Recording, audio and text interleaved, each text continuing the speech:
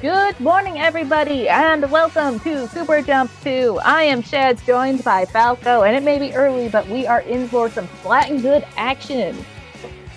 We certainly are. Good morning, everybody. Good morning, Shads. For SuperJump 2, we have 130 teams who are entered into this tournament. 6 pools going on in this first wave. This is going to be such an exciting day. A lot of very strong teams have signed up for this tournament. A lot of teams that we haven't really seen before. But hey, here are 2 teams that we know and love. Sub Power Up versus Toons to kick off our Super Jump action. So I couldn't think of a better set to start with. Oh, yeah, for sure. For people who aren't aware, Sub Power Up used to go by the name of Inkling Technology at Purdue. Looks like they have a substitute today in Commentators Arcanagon, but then Magic 8 Ball, Aster, Mizuno, and Vasicle will be playing for them. That's right. And our first map and mode that we are going to be playing today, you can't see it yet, but we are playing Humpback Pump Track Kaleum Blitz. We were actually talking about this just before the stream and how this is a heavy hitter map and mode to open up on. Is that right? Oh yeah, this is one where either it goes by so quickly, or it is one where you stall for 5 whole minutes and you might get a push to 80 and that wins the game for you. This is a rough map for sure to start out on. Yeah, there certainly are a lot of things that can happen on this stage. And I mean, with Humpback kind of being set up how it is, of course, you know, missiles are going to be common because that's what we see in the current meta. And it's just a very unique stage, too, because if you're not prepared to put on... if you're not prepared for a stop, it's going to be dangerous if you have some teams flanking and you drop down from the basket too far. So you really need to rely on your backline to call out those flanks and to get those picks, or else this is one of those maps and modes that can snowball pretty quickly, too. Yeah, for sure. There are a lot of weapons here that will be very good. Humpback has a lot of hilly, curvy terrain, so that makes it really good for weapons such as rollers and sloshers that can slosh up over the ledges and catch people off guard. I, in particular, would love to see a Dynamo here. A Dynamo can be really deadly on this map, especially because Dynamo can't flourish well on other maps, like, for example, Port Mackerel, which, thankfully, we will not be seeing today. But also in terms of subs and specials, you want your bombs. A slap bomb over the edge can catch people off guard just as much as a roller can. Bomb rush can be very good for defense here. Bubbles is great for pushing in. Meanwhile, you've got other specials like Stingray can be very wonky here. I'm not sure we're going to see one, even though C-Jet and V-Jet have been seeing a bit of a resurgence. Yeah, and I think, too, a lot of that has to do with kind of the range and how this map is set up. But to your point, it's not Rainmaker that we're playing. It's going to be Clam Blitz. So different types of abilities and different types of specials that we may be seeing. And yeah, I mean, these 2 teams, they got up very early. I know for us, it's only 9 a.m. and we're on the furthest side on the East Coast in North America. So for a lot of these players too, it could be 8, 7, 6 a.m. and they're starting their day off on a strong note playing some Splatoon, and such a great event. Yeah, normally 9 o'clock is too early o'clock, but when it comes to Splatoon, I mean, I've gotten up for a 2 a.m. rotation once. It was great. I know other people have too. Maybe some of the players in the lobby, so it's never too early to play Splatoon. Never too early at all. So our lobby is now being formed, so we will get that match to you shortly. But talking about the format of this, the pools are I believe there are 6 rounds in the pools, and they are best of 3. So some of these teams will just be playing 2 matches, some teams will just be playing 3. We'll just kind of have to see how games 1 and 2 go. Yep, and it looks like we are about to get started. This is going to be fun. Teams are loading into the match right now.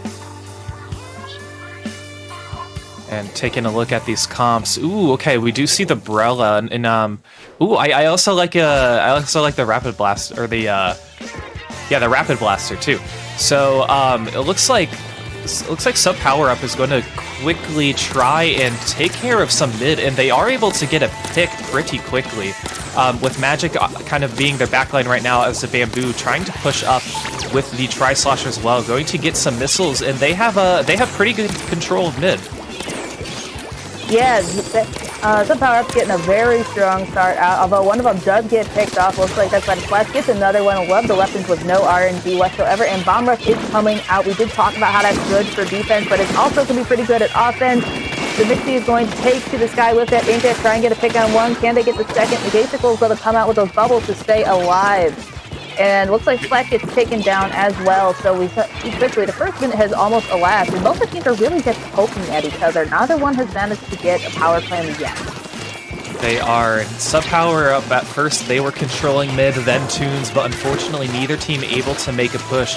Gasicle now trying to push the Brella towards the basket to set up their teammates in a position. It looks like one of their players has 9 claims, so unfortunately they are the only one alive right now, and they are going to have to jump out.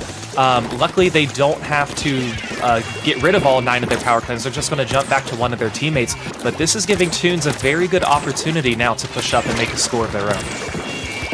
Yeah, looks like the Flash tried to go for a flank on the right-hand side, not able to find anyone, though. Oh, Magic's forced to jump out. Ink Armor coming out now from both teams, and it looks like it's a 3v4 on the field right now. The Misty is going to respawn with that Nautilus, and Astrum has formed a power clan, so that's going to be important. 2 down low on the side of Sub Power Up, so it looks like they're not going to be able to get a push in just yet. You see Astrum is going to back up with that clan, trying to stay alive, make sure that he doesn't fall for that way. Hey, Toons can't get a push in if they're out.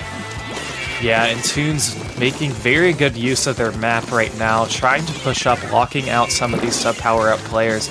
As we see the Junior trying to find a way that they can break in, but it looks like the Knot is over here trying to catch some players off guard, but Aster able to take them down. Now with the support of the bubbles, they may be able to push forward to try and score for this basket. We'll see if the power claim is coming, and it looks like Gasicle saying, "This way, jump to me, let's get this first score going." 2.5 minutes into the game, and they are finally on the board. Yeah, well, 2 down on the side of Toons. This is going to be a pretty big push in favor of Sub Power Up. 2 down versus 1 down on the field. You can see that the members of Toons have come in really strong to try and get that defense, but Sub Power Up is still going all the way down to 23 at the back. It looks like Gasicle is going to jump out, not able to survive that jump out, and Mizuno is the last one on the field, but she's all the way back by her basket, so that way she can do a little bit of defense work. A very strong opening push by Sub Power Up that came just about 2.5 minutes in. So Toons hoping that they can respond, and look, there's going to be a player advantage once again for Sub Power Up. You know, if it doesn't matter if it's a 2v2, if you have the lead, you are in a better position. And that's exactly the position that Sub Power Up was in right now. But Toons trying to make something of their own, have a few specials lined up, trying to use them, but a few of their players are going to be pushed back, once again giving Sub Power Up an opportunity to try and push towards the basket. Yeah, it looks like Gasicle is set up on the player's elbow, and looks like he's actually going to flank right into their spawn to use those bubbles to stay alive. I don't think he does manage to get one with a teammate's help, and it looks like Mizuno is going to jump in with that Clan Blast, and the beacon goes up for more jumps. And another push coming out from Sub Power Up. Magic came around the corner as well, so even though they are 3 down, they do manage to take a hefty chunk out of their penalty. Mizuno jumps out. That's an effective wipe for Sub Power Up.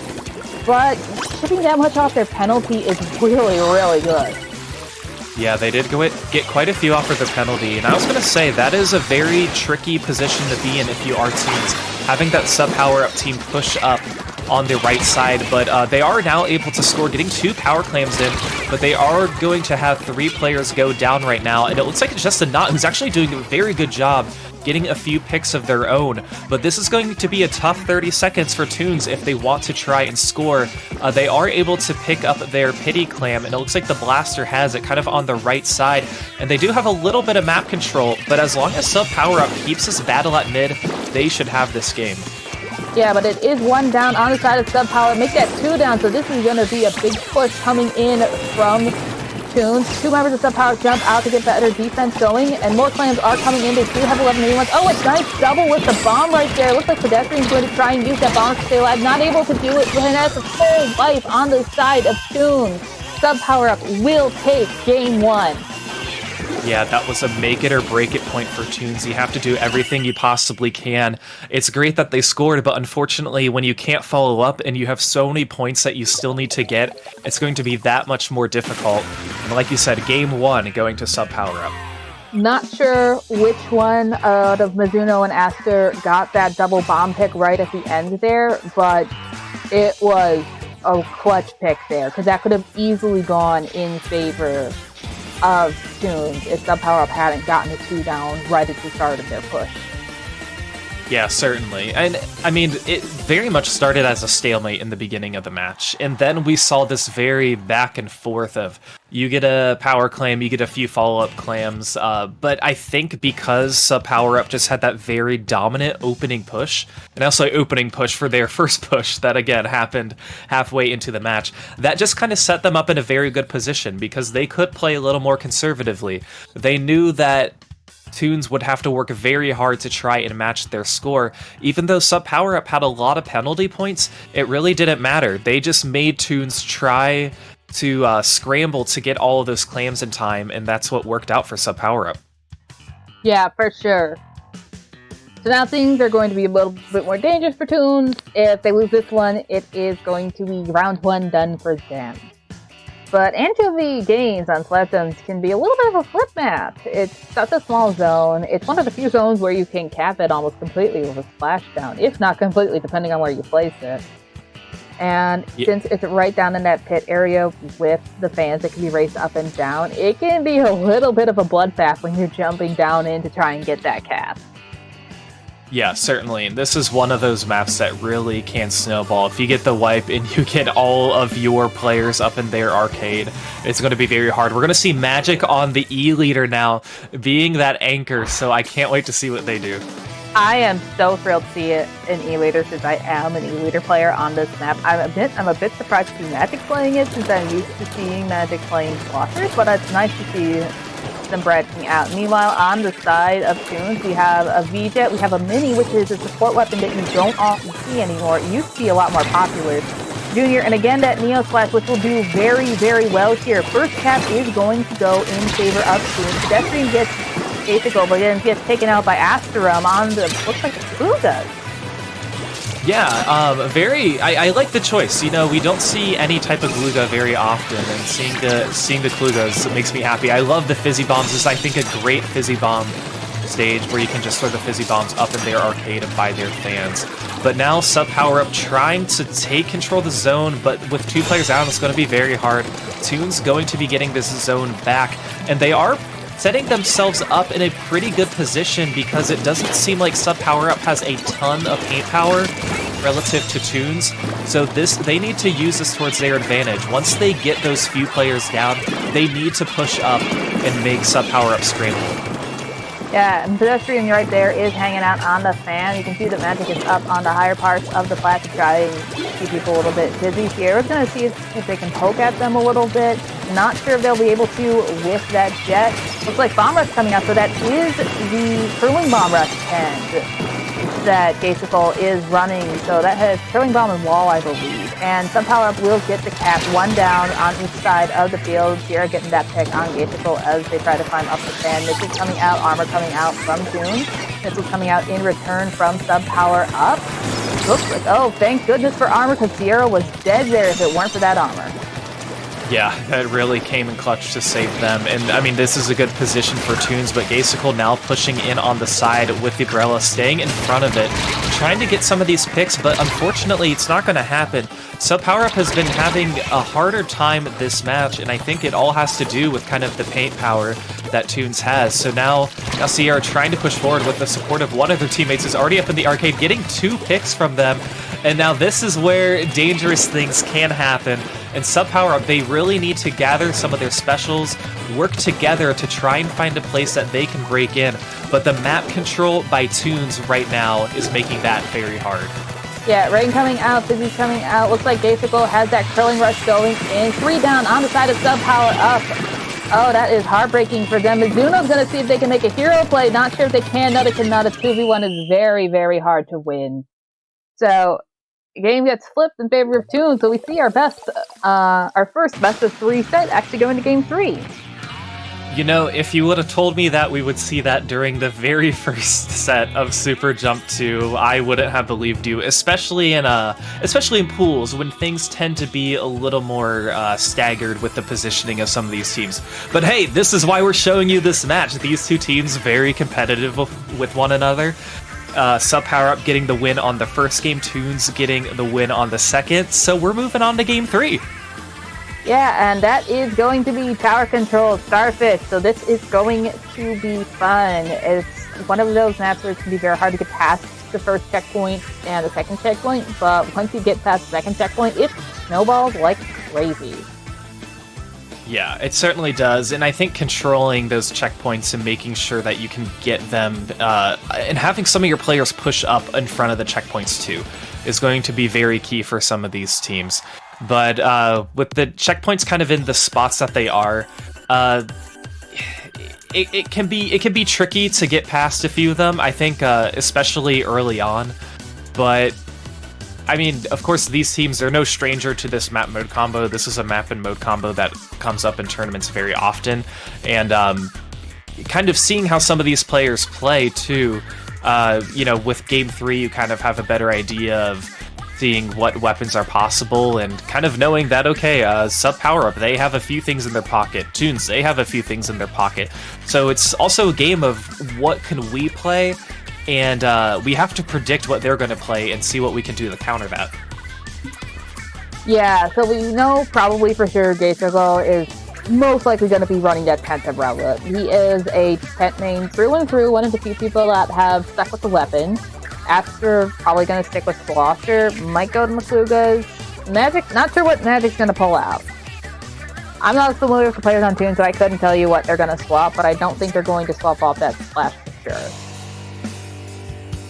And yeah, let's see these maps and modes, or I'm sorry, let's see these weapons that are going to be chosen. Ooh, we do see the Squeezer from Gaysicle, double zap from the side of Toons, so we're going to see that double armor on their side, and we see the roller from Aster, so it looks like a lot of changes for, especially for Sub Power Up, but for both teams.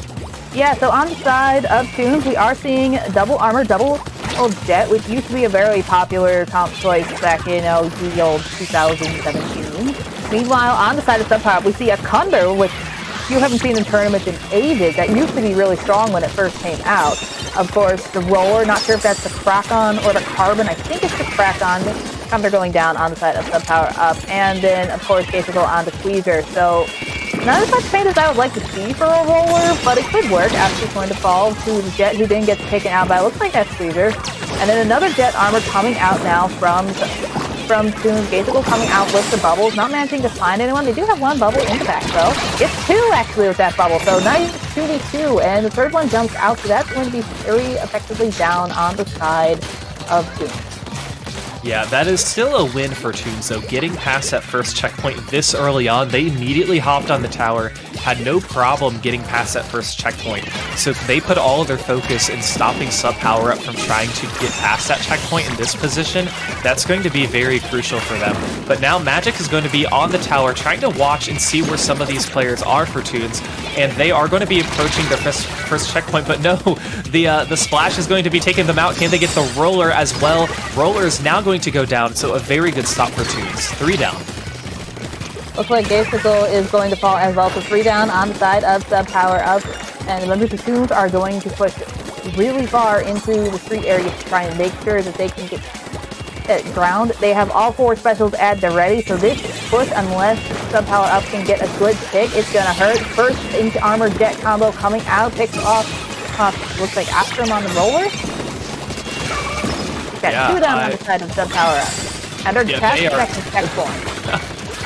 And now Toons really taking advantage of this, spotting where some of these players are, catching all the flanks, and this is why it's very hard for Sub Power Up. You know, somebody mentioned this on Friday Night Frenzy last night, but getting these full wipes is sometimes not as bad as these staggered wipes, because you're always going to be hopping in a 3v4 and them getting all the way to 1, but that is 3 players down. Toons needs to get back on this tower, but they just aren't in a good position to, because it looks like one of the members from Sub Power Up was just hiding on the tower, and this is where Toons, they really need to try and push, but some power-up, they need to stay focused and build some of these specials just to prevent that KO.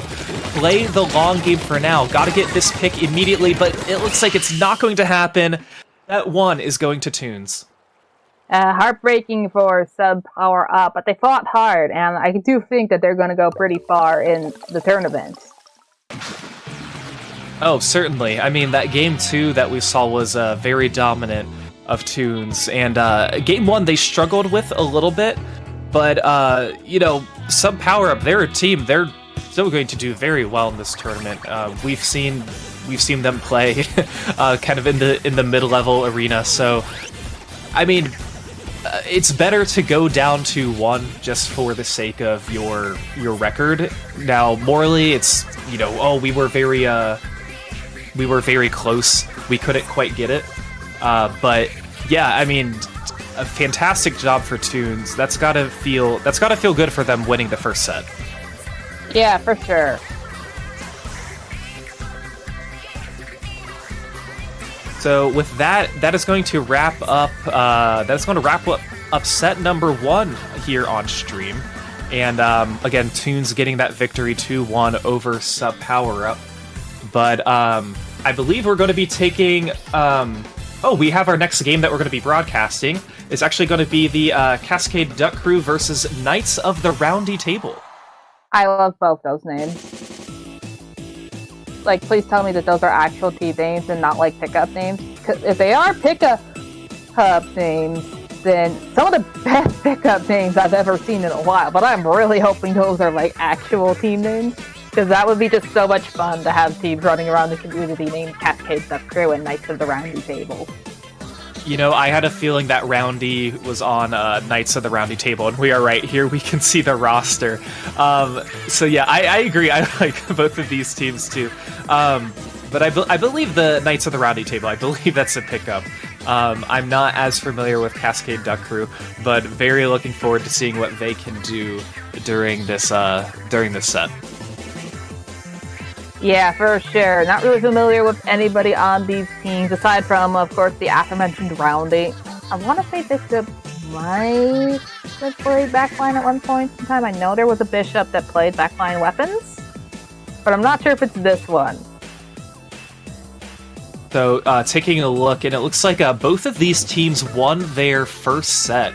Cascade Duck Crew got the win over Joy-Con Drifters, and Knights of the Roundy Table getting a win over Midnight Salamanders. I don't know why I struggled with that word. Well, I was thinking of salmon, I think. Of course, this group, whatever group that they're in, has the best team names of the entire tournament.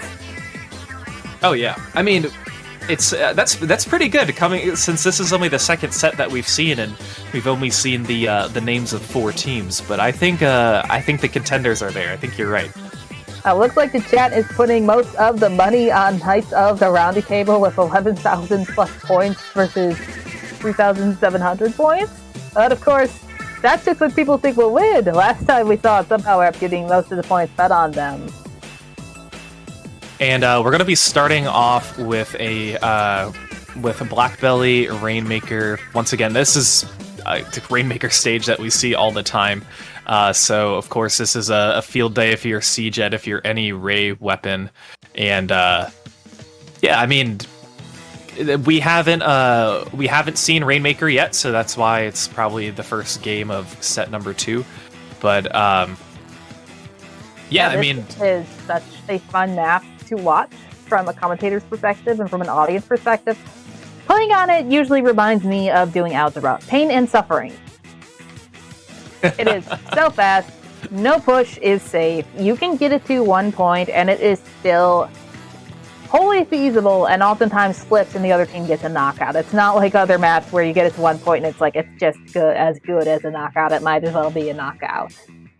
But as you mentioned, C-Jets are going to have fun here. V-Jets too, to a certain extent. Sloshers and ledge can be weapons like rollers and blasters. But of course, you also have your K-Shot, your NZAP, your Junior, which are going to be good wherever you go. I kind of want to see some funky comps, though. Funky comps are the most fun to watch, the off-meta picks, see what people react to, and how they do. You get so used to playing against the meta that when somebody really good pulls out a roller and you have no idea what to do against them. Yeah, and that's kind of the thing. When you have an off-meta pick, the players, they have a hard time figuring out how to counter it, because a lot of these players, they've figured out how to counter Zap's K-52, any missile weapon too. So when you have those choices that are a little more unconventional, it makes it harder to figure out, okay, how can we play around this? How are they going to thrive? What can we do to prevent their push? And like a stage like this, you were mentioning, this one, you can get very, very far on maybe a soft wipe, and no lead is safe on Blackbelly, Rainmaker, so these teams will have to be on edge against each other. Yeah, for sure. Now, that being said, there is a limit to off-meta. Please do not pull out custom E-Leader's 4K scope on Rainmaker. Well, there's nothing in the rules that say you can't, but... I mean, there is nothing in the rule that says you can't, but please don't. I might cry a little bit if you do. Yeah, I mean, it's especially with a heavy armor meta that we've seen. I'm glad we did see an E-Leader in the previous set, but you're right, some just a little more unconventional than others. But hey, let's get started with our second set, Cascade Duck Crew versus Knights of the Roundy Table. Yep, and we see Sir Roundy coming in with the Junior. We do see a group range on Sir Roundy's team as well, run by Bishop. Archer is going to be on the K-Shot, and then Fido is, of course, going to be on the C-Jet. Meanwhile, on the side of Cascade Duck Crew, we see the classic NZ K-Shot pairing with a Squeezer and a Nautilus. So, pretty fun comps from both teams, and it's a fight for mid right now. Two specials on the side of Cascade Duck Crew being launched. Armor coming out from both teams, missiles coming out. We do see that C-Jet is the first to fall in this fight, so not a good start for the Roundy's team. 3 down, looks like a double with some missiles there, and Roundy's the only one left alive.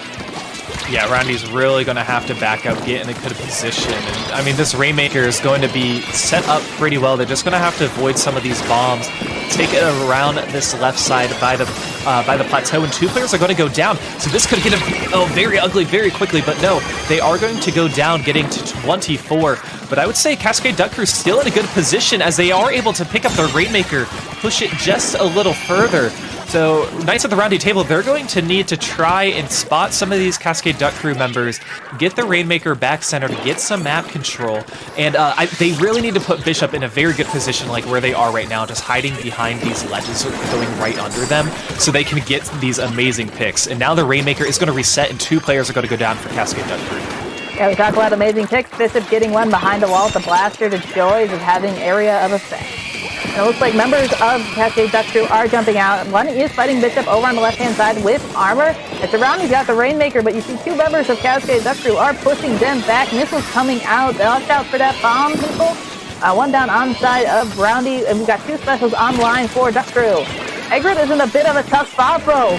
Being forced forward with that bomb right into the enemy team. Yeah, and now Roundy's finally going to go down, and it's just going to be the Blaster, who is now spotted. Going to have to retreat just a little bit, but they're going to be trying to push up. They are going to get that pick. So this is looking very good for Cascade Duck Crew as they have control of mid.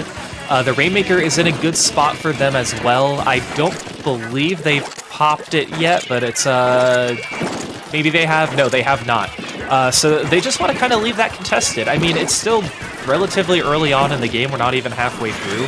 But if they can control mid and kind of just watch where these Knight players are, it's going to be easier. But Archer and Roundy trying to get closer to this Rainmaker. Archer and Roundy going to be popping it now to at least get it centered. I don't know if they want to pick it up quite yet, but they are going to get some more map control and now push forward, and they do have a player advantage. So this could turn things around. Yeah, it looks like with that player advantage, they did choose to pick up the Rainmaker. Archer coming in, manages to get one. Missiles coming out down, so this could be a very big push. You can see that Roundy is trying to push up further.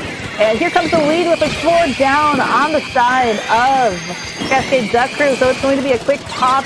Maze is going to see if they can get it. And it manages to delay them just enough. So this could be very, very key for making sure that Mr. Roundy does not manage to pick up that Rainmaker. And he does not. He jumps in and he dies. Looks like the last members of Knights of the Roundy Table have jumped out. So that's going to let Cascade Duck Crew get mid. They're going to let the Rainmaker reset, which is smart with how close it was to their goal. And how the Roundy table has turned. I'm very sorry about that pun, by the way. But they are able to get the lead based off of that push. I thought that was going to be a knockout, but with the help of a knot, they really prevented that knockout.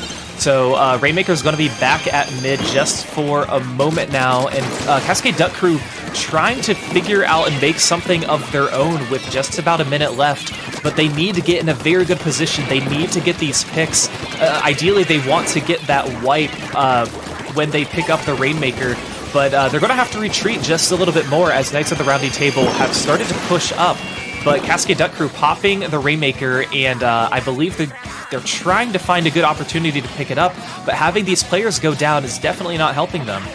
Yeah, you can see that Knights of the Roundy Table, their side of the map is very, very green. Bishop does not manage to get the trade with the Junior, and Nate is going to get one with that Inkjet. Another one jumps out. We can see that Roundy is all the way back in their jigsaw area, so this is going to be giving Cascade Duck Crew mid. Fuji is going to push up with that speeder, manages to get one, coming in with the bubble, see if they can get that insta-pop, not able to find it. 2 down on the side of Cascade Duck Crew, but Archer coming in, manages to get the stage, survives the Rainmaker pop, not able to get the pick though.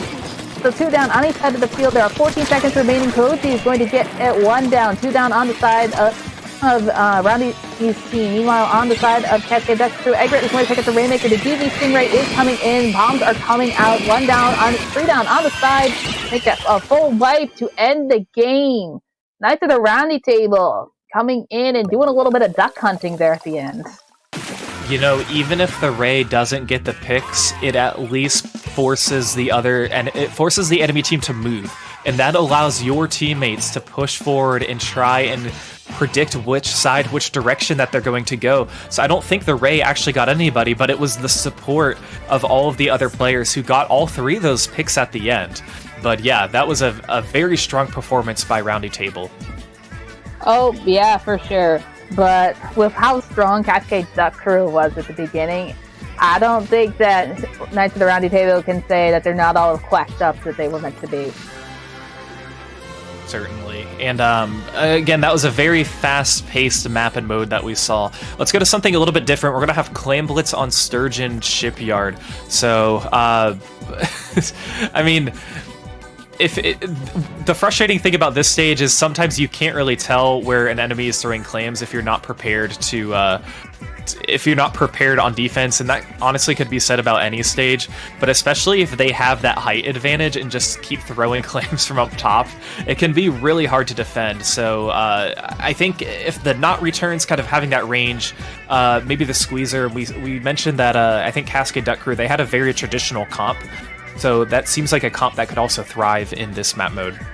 Oh yeah, that comp that Cascade Duck Crew was running, that can work on probably 95% of map and mode. Especially this one with all the different height elevations, having that inkjet from the knot will definitely help them clear off enemy grates. Meanwhile, on the side of Knights of the Roundy Table, I personally like seeing the Grim Range from Bishop. I think if it just had a little bit more paint, it would definitely thrive. Yeah. We'll see if they stick with it, though.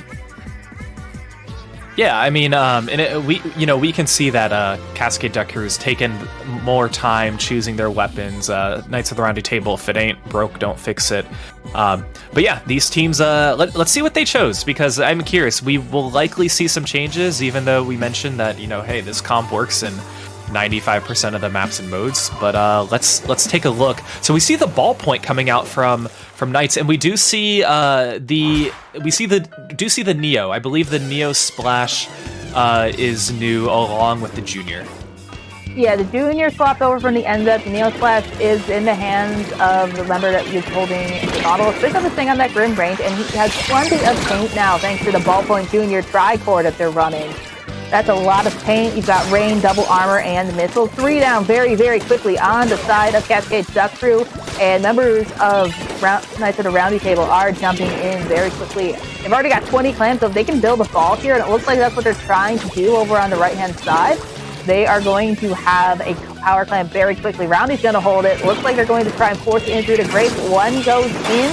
And Bomb's coming out now to get a pick. 2 down on the side of Nice and Roundy Table versus 1 down on the side of Cascade Duck Crew, and it very quickly goes to a 2-3 advantage going into Cascade Duck Crew, so they will be able to get to mid, but a push to 68, not bad for a first push. I mean, you would like to see more, but considering how quickly they threw that together, very good. Yeah, it was a push. It was a push that was done very, very quickly, and like you said, they probably wish they would have had more. But kind of this early in the map, when you already don't have a lot of map control, it can be difficult to position yourselves. But right now, it looks like a few players from Roundy Table going to be going down, and Cascade Duck Crew going to be taking quick work of this and taking advantage of the player advantage as they're trying to push through on this right side, getting some more map control. They only have 11 clams at their ready. No power clam. Well, they do have the pity clam, but no power clam on the field that is formed right now. And they're just trying to win these 1v1s, and it looks like both of these teams are kind of trading. We saw 2v2 happen. But Cascade Duck Crew, if they can play the long game and take it slow and steady, they can get a push stronger than 68 and get the lead and potentially hold Knights of the Roundy Table for the match. For sure, but that jump is going to be very dead in the water. They do manage to get a power clam in, but there's 3 down. Nathan's going to come with that bomber. So great for offense here as well as defense. But a push to 80, not what you want to see. That is a free power clam on the side of Knights of the Roundy Table. Yeah, so a quick wipe there. I mean, honestly, that's probably a win for Knights of the Roundy Table, just allowing only 1 power claim to score, as then you're able to get some more map control. So again, if these teams just do this back and forth, it really just comes down to whichever team makes the bigger, stronger push at any moment. And right now, Knights of the Roundy Table trying to make that happen, but not having the players to support is going to make it hard because Cascade Duck Crew doing quick work. They're making Roundy retreat, go back to the basket, and making them scramble. Yeah, Arch jumped in, managed to get a pick off of that jump in, which was pretty good considering that he had 3 people shooting at him. And it looks like Midvo is going to be right now strongly in the hands of Cascade Duck Crew. Armor coming out from Knights of the Roundy Table to try and get the pick. Uton's going to lose his armor. Bubbles coming out from Koji to see if they can force somebody to go in. The fall point going down, 2 going down on the side of Knights of the Roundy Table. Koji's going to go up for the snipe. 3 down now, make that a full wipe on the side of Knights of the Roundy Table. So this is going to be a very, very big push. Uton's got all his plans in. Koji's up on the Grace, has plans of don't look like he's going to opt to try and get picked as the members of Roundy Table comes back in, though, with his smart already down to 34 points remaining. 1 down now on the side of Cascade Duck Crew. More plans coming in. The bomber's coming in, which is great for offense, but the ball point picks him off thanks to that incredible range. Koji is the last alive, but a push to 25. Very, very good. What I liked about this push was the clam management from Cascade Duck Crew. They had an opportunity where they could have thrown a lot of clams in at once, but hey, you want to keep that basket open as long as possible. You want to make Knights of the Roundy Table struggle. You want to make sure that they have to be on edge the entire time. So having that get all the way to 25 was nice, but Knights of the Roundy Table going to have a push of their own. Will this be enough? Will this get them past 25? Because Cascade Duck Crew, they are trying to push in and spot some of these members. It doesn't look like Knights of the Roundy Table are in a good position to score, but Archer trying to get closer to this basket, able to keep it alive, but they are the only ones alive right now, but they are up top. They are unspotted. They just need 1 more claim to get the lead, and there's a power claim below, but unfortunately, they couldn't get it. Yeah, that was a risky play there. Almost paid off, and now Knights of the Roundy Table has 30 seconds to make a power clam because that clam that died right below the basket, that was their pity. They don't have a power clam, and they do have 8 clams in the hands of their members. Make that 4 now. Archer's going to pick a whole bunch up. 2 down on each side of the field. 3 down on the side of Knights of the Roundy Table. It's just Bishop alive. Bishop really needs to try and get 4 clams somewhere. Only finds 1. Can they find another one? They're going for it. They're going for it. Can they get it? Can they get it? No, they cannot. They cannot find it. So with the 1 point, Cascade Duck Crew is going to be getting the win. And we are going to a Game 3 for the 2nd time in Set 2 of SuperJump 2. Yeah. You just love to see it, though. Some lovely KAs there for the side of Cascade Duck Crew. 3 members in the triple digits. So they just having that prolonged basket is, I think, what's so important, and that's exactly what we saw from them. we saw that they were able to get themselves in a position. They were able to throw a few claims in. Okay, I have to stop throwing claims in. I need to get these picks. You know, I would rather risk myself, expose myself to try and get this pick and maybe sacrifice a claim or two so I could potentially pay off and get 5 or 6 more in. And just having that basket open for 30, 40 seconds, that's what makes the other team scramble. That's what makes them on edge and sweat some more, because when you're the losing team, when your enemy basket is open, it is open for an eternity. It is much longer than it appears so. Oh, yeah, for sure. But Knights of the Roundy Table almost brought it back. They were very, very close, tying up there to 25. And you know, if you're the losing team and you tie, you get 1 extra point on you, because Claim Blitz, you know, fortunately can't end in a tie. But we are going to be moving on to Splat Zones on the Reef. So seeing Splat Zones for the first time this set, and I mean, this is one of the split zone stages I don't mind as much. It's all about controlling bridge and making sure that you can locate players on any sides, because you get a really good view from up there. You can see who's coming from any direction, so that might be a good opportunity for the shot caller to assist their teammates. Yeah, for sure.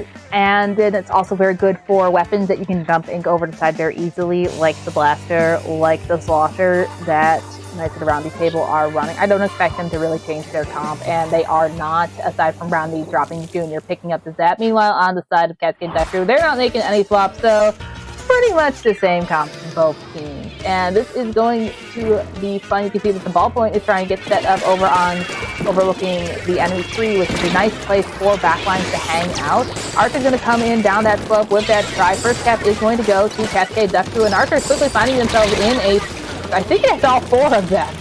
So yeah, Ballpoint quickly being the only one alive, but they're in a decent spot right now. They're pretty well protected. Jumping out just before that bomb explodes to get a surefire splat on them, but that was effectively a wipe for the side of Knights of the Roundy Table, and 3 vessels at the ready on the side of Cascade Duck Crew. It's going to be hard for them to push back here. It certainly is, and I mean, Cascade Duck Crew put themselves in a very good position, taking control of the zones and the bridge too. 3v3 now, and it looks like the Ballpoint's trying to push up by this tree. They are able to get 2 picks, but they're going to need to capitalize this zone. But they're going to have a few players go down, so maybe not quite the push that they wanted to get, but they are going to get the zone, giving 39 penalty points to Knights of the Round, or to Cascade Duck Crew. But Cascade Duck Crew quick to cap the zone once again. And now the Blaster spotting the Ballpoint in a very nice pick by them, as Cascade Duck Crew putting themselves once again in a very good position and getting a lot of map control. Yeah, so very much map control for Cascade Duck Crew. Ucon's going to come way up into the street trying to get a pick. Looks like Archer does manage to fall. Missiles coming out, so that will snip out any potential flanks coming out from Knights of the Roundy Table. The Grim is down, and the penalty points are gone. Ucon's going to fall, but it's a 2 down on the side of Knights of the Roundy Table. Rain coming out from the Ballpoint, which is not as effective as it could be on this stage because of the fact the zones are underneath that bridge. And Cascade Duck Crew quickly looking like they are going to get a lockout position. Ballpoint looks like the Blaster picking off that bomb rush, which is very crucial. And 2 down on the side of Knights of the Roundy Table. Archer's going to see if they can get a pick, and see if they can get a hero play. And they're just barely holding on, not able to find it though. So once again, we see a reverse sweep. Quacks in the chat, everyone, for Cascade Duck Crew. Cascade Duck Crew, a very different game than what we saw in games 1 and 2, and very, very close for Archer for trying to, like you said, get that solo cap. It can be very hard, especially when you can't leave the zone. That's a situation where if you retreat just for a little bit, they're gonna cap. You have to stay there. You have to keep painting the zone, try and get some picks when you can.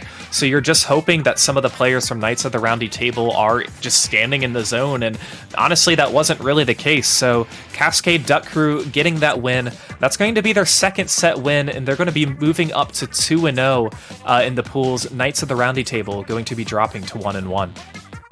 Yeah, so it's looking like they're probably the team to beat in the pools. Yeah, they're putting themselves in a very good position. You know, we can see that, even I'd say like the strongest contender in this pool is Kings.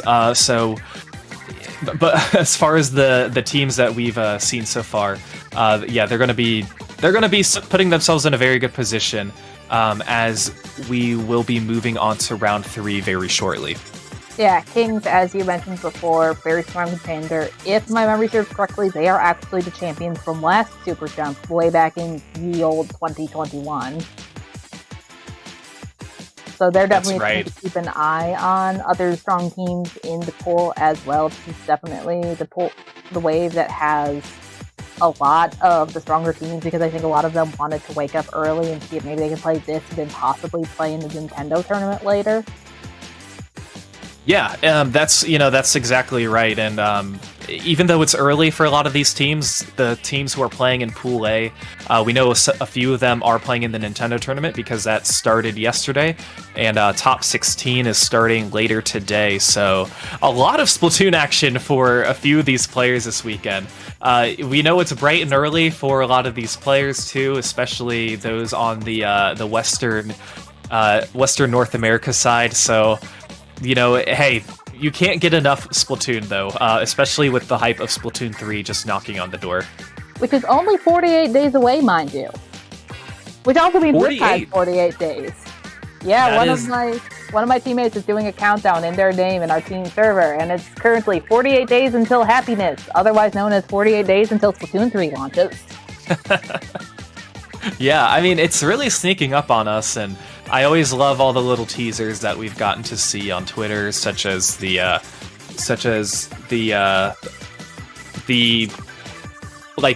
in-game icon, I believe. That was something that was circulating on Twitter, and just everything that the Nintendo or the Splatoon North America account tweets, and we get to see all of the lovely information about all these weapons, a lot of weapons that we see currently in Splatoon 2, but even kind of the new art styles and just some really, really fun art. And it always makes us very excited to see what's going to be different about the game, what's going to be the same about the game. And like you said, I know that I'm very much looking forward to it. Yeah, 48 days till Happiness, 48 days till Splatoon 3 launches, and like we mentioned earlier, 48 days until Riptide, which is a LAN that's happening September 9th through the 11th at the Kalahari in Sandusky, Ohio. Most people here are probably going to go to play Splatoon or watch Splatoon, but you can also watch Smash, Rivals, and other games. And then if you are going to be there in person rather than watching it from your bedroom at home, you can go to the water slides or the arcade with your friends. This will also be the first LAN to host a Splatoon 3 event, which will be on the day of release. That is just going to be so much fun. Everybody is going to be at like level 5 with horrible gear and 3 weapons, and it's going to be hilarious to watch. That is something I think as a whole, like as a community event, is something I'm very excited for, having Splatoon 3 release during a LAN. Like that, it was a coincidence, I know. So just having that camaraderie of all of your friends getting the game at the same time, learning and exploring the game together, I think that's going to be such a unique experience. I don't know if we'll ever see that again in the Splatoon community. Yeah, we probably won't. For those of you who can't make the event, like yours truly, it's going to be streamed right here on IPL Splatoon. So we're actually going to be streaming the LAN for you. And if you don't want to see this Splatoon 3 tournament, well, good for you. We've got Splatoon 2 events happening Saturday and Sunday that you can still sign up for. And also, we have special prizes for this tournament that's going on right now. Winning teams of brackets, I believe. The non-alpha brackets will be entered into a raffle to earn a SuperJump pass, if I remember correctly. Or am I thinking of the shine passes?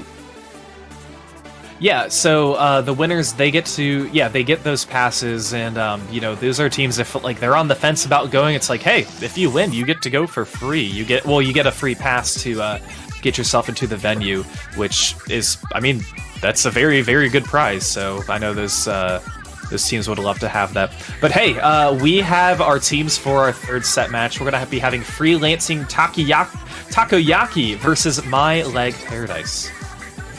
Oh, Windows 98 moment. Windows 98 moments are coming, and they're a whole team. Can you elaborate on that? Okay, so the running joke is that the Splatoon netcode runs about as slow as Windows 98. It was a big deal when they upgraded from Windows 98 to 95. Maybe if we're lucky in Splatoon 3, we'll upgrade to Windows 2000. Wait, well, I guess we'll have to see and find out. But yeah, hey, so these two teams, very familiar with both of them as they play in competitive pretty often. So let's take a look and see how they did in their previous sets during rounds 1 and 2. I'm going to pull that up. Meanwhile, looking at the betting going on in the chat, remember kids, only gamble in Twitch chats. Looks like it's going pretty even, about 56-44% on Freelancing Takoyaki versus Is My Life Paradise, with Freelancing Takoyaki having the advantage right now. But of course, it's just channel points. Last couple matches, I believe that the team that had less channel points was actually the team that won. So hey, yeah, maybe that will continue, and My Life Paradise will get a little bit of an extra boost.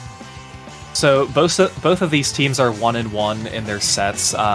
In round 1, My Like Paradise going down to Sushi, Freelancing Takoyaki winning against Shining Photons, and then in round 2, My Like Paradise getting the win against Shining Photons, and Freelancing Takoyaki going down to Sushi. So they kind of swapped their teammates for that one. So both of these teams hoping that they can move up to 2-1 to potentially seed them better for the redemption bracket, or potentially the top cut. So a lot is at stake. For round number 3. Yeah, for sure. Of course, with how our redemption brackets are running in the pools, there are 4 teams. The team that places first in their pool automatically advances to alpha. With the redemption bracket, 3rd and 4th seeds will fight each other, and then the loser of that will go to beta bracket. The winner will fight a seed number. Second place in their pool, and then the winner of that match will go to alpha. The loser of that match goes to beta. So all teams will take a bracket, but this can definitely put you in a better position on needing to win just 1 match versus needing to win 2 matches. That's right, and yeah, so we're going to be starting off with Tower Control, Manta Maria, and I mean, this is, I feel like, going to be, I would say Charger Paradise, but, you know, we know if there's going to be a lot of armor, that's going to make it very, very more difficult. But, yeah, you know. We try every time with the double armor on the other team. That's again, right, though, we might not see double armor. I think we've only seen double armor twice this tournament so far, and I believe both of those were in the very first set. Yeah, that is correct. But all of our players are in the lobby, so we'll see what they choose. But again, I mean, it's still early on in the tournament, and I don't know if either of the previous sets for these teams really went on to a game 3 or not. But you know, kind of getting those wins when you can is going to be great. And I like what you said about day 2. Every team is going to be making a bracket. I think that's really important too, because typically those are going to be the matchups where you're more competitive with other players around your skill level. You know, you get all of the pools out of the way, which, you know, there's going to be teams in there who are very, very strong, and maybe you're not prepared to fight them. But if you move on to your specific bracket where you're better seated, those are the matches that are going to be more competitive, matches that you can get the most out of too. Because, you know, we talk about, you learn well when a team barely beats you. You know, you need them to just be one step above your skill level for you to take away anything from those matches. But hey, the matches that we've seen so far today, I know we mentioned this, have been very competitive and very close already. Absolutely. The teams are loading into the lobby right about now. Should be popping up on your screen in a minute. Tower Control, Manta Maria, here we come. And we see a Dynamo. I love to see that. So on the side of Freelancing Takoyaki, we have Andy on the Vanilla Dynamo, I think it is. So that has Stingray and Mines, if I remember correctly. That's definitely the variant you see the least. We've got a V-Jet. So they're kind of running an anchor and then a pseudo anchor. They also have the Permabrush, fun weapon. Don't really see that too often either. And the K-Shot as their only real player. Meanwhile, on the side of My Life Paradise, we see the Ballpoint, which is team 4 in this tournament.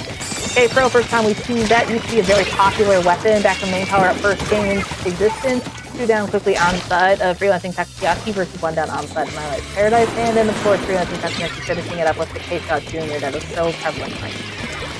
Yeah, Freelancing Takoyaki, they're trying to take this tower. They don't really have the player advantage, but the reason it was working out was because My Like Paradise wasn't set up in a good position to prevent it.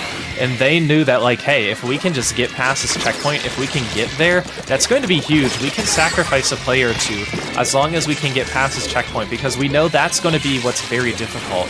And then their response whenever the enemy team is pushing, whenever My Like Paradise is pushing, is, hey, we just need to block this first checkpoint. But with that said, it's going to be very much of a stalemate in mid. Freelancing Takoyaki getting more map control, but aren't in a good position. They are going to now be taking the tower once again, and this is going to be better suited for them. They do have a 2-player advantage and the support of the Ray, but we do see, it looks like we saw the K-Pro trying to go up to get a pick, but no, it's not going to work out, and Freelancing Takoyaki is going to be approaching their second checkpoint. Yeah, that's definitely a checkpoint where you want weapons that can fling over the wall, like that Dynamo who's on tower right now to pick off people as they come sitting on that ledge. And they're quickly past the second checkpoint now, so Freelancing Takoyaki going very, very strong in the blue, almost to the third checkpoint. Things are going to start snowballing like crazy. They are there. Harry's a little bit behind them, manages to pick the Permabrush thanks to that ledge. Missiles on them, Ray coming out now. 2 down, 3 down on the side of My Like Paradise, and Fling King just barely managing to get that tower moving backwards, picks off the Dynamo, but they've got to go for the one on the tower. They can't really afford to stick around with the jump, which is the brush. They're going to get the second jump in, and all the way down to 2 for Freelancing Takoyaki. What an amazing push. That was an amazing push, and My Like Paradise, they did a good job just preventing more members from Freelancing Takoyaki to try and push forward. Because that's the moment, it's not necessarily feeding, but like you need to just get one player on the tower to push it maybe just 2 or 3 more units to get the win. And if you have every player do that, jump in at different times, it can catch the enemy team off guard. It can make it that much more tricky to prevent the for them to prevent the KO, but that's going to be a wipe. So this is looking very good for My Like Paradise. As they get the wipe, they have control of mid. They're going to breeze past this first checkpoint, but we know Freelancing Takoyaki, they have a lot of space that they can give. They just need to set themselves up in a good position, and we still have 2 minutes left, so still plenty of action to be played. But now we're kind of in this choking position that's going to be hard for My Like Paradise to push forward, but they're going to breeze past the second checkpoint too. Yeah, they are falling very, very quickly. Limit is going to come in with the K-Shot. Manages to find one. The bomb knocking somebody off the tower, but with the ballpoint set up on top of the bunker, that's going to be hard. Manages to pick the brush, and the ballpoint's in a very good position to pick off members of Freelancing Takoyaki as they're on the massive ball. Ballpoint gets another one. Here comes the third checkpoint coming in. The Booyah going towards the goal to try and make sure that people get stopped. And this is where things get bad. Andy's in a decent spot right now.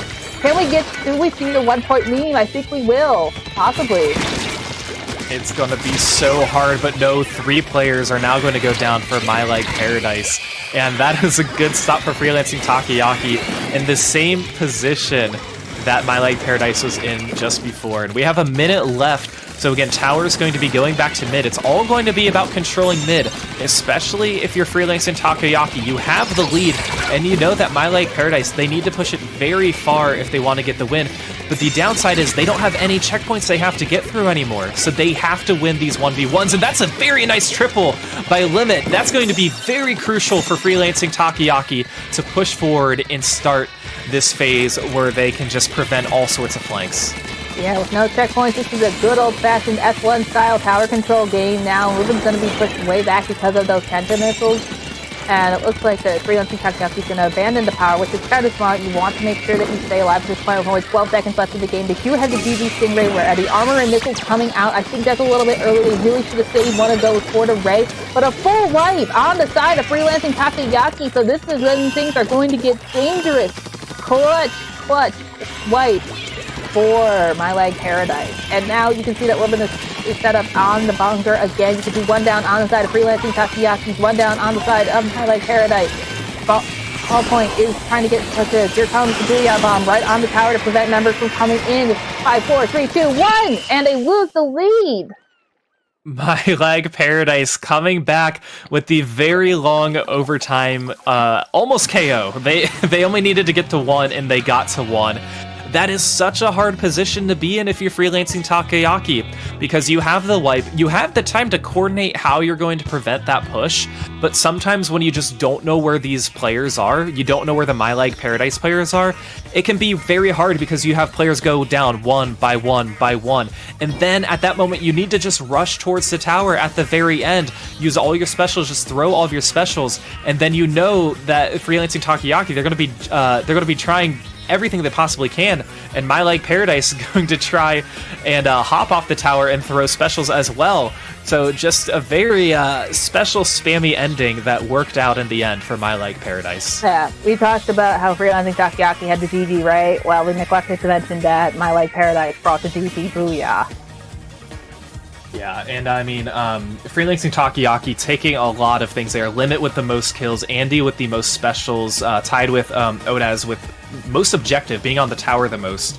Pat on their team with the most specials, and on the side of My Leg Paradise, Sam I Am with the most kills or most splats, and most times being splatted as well.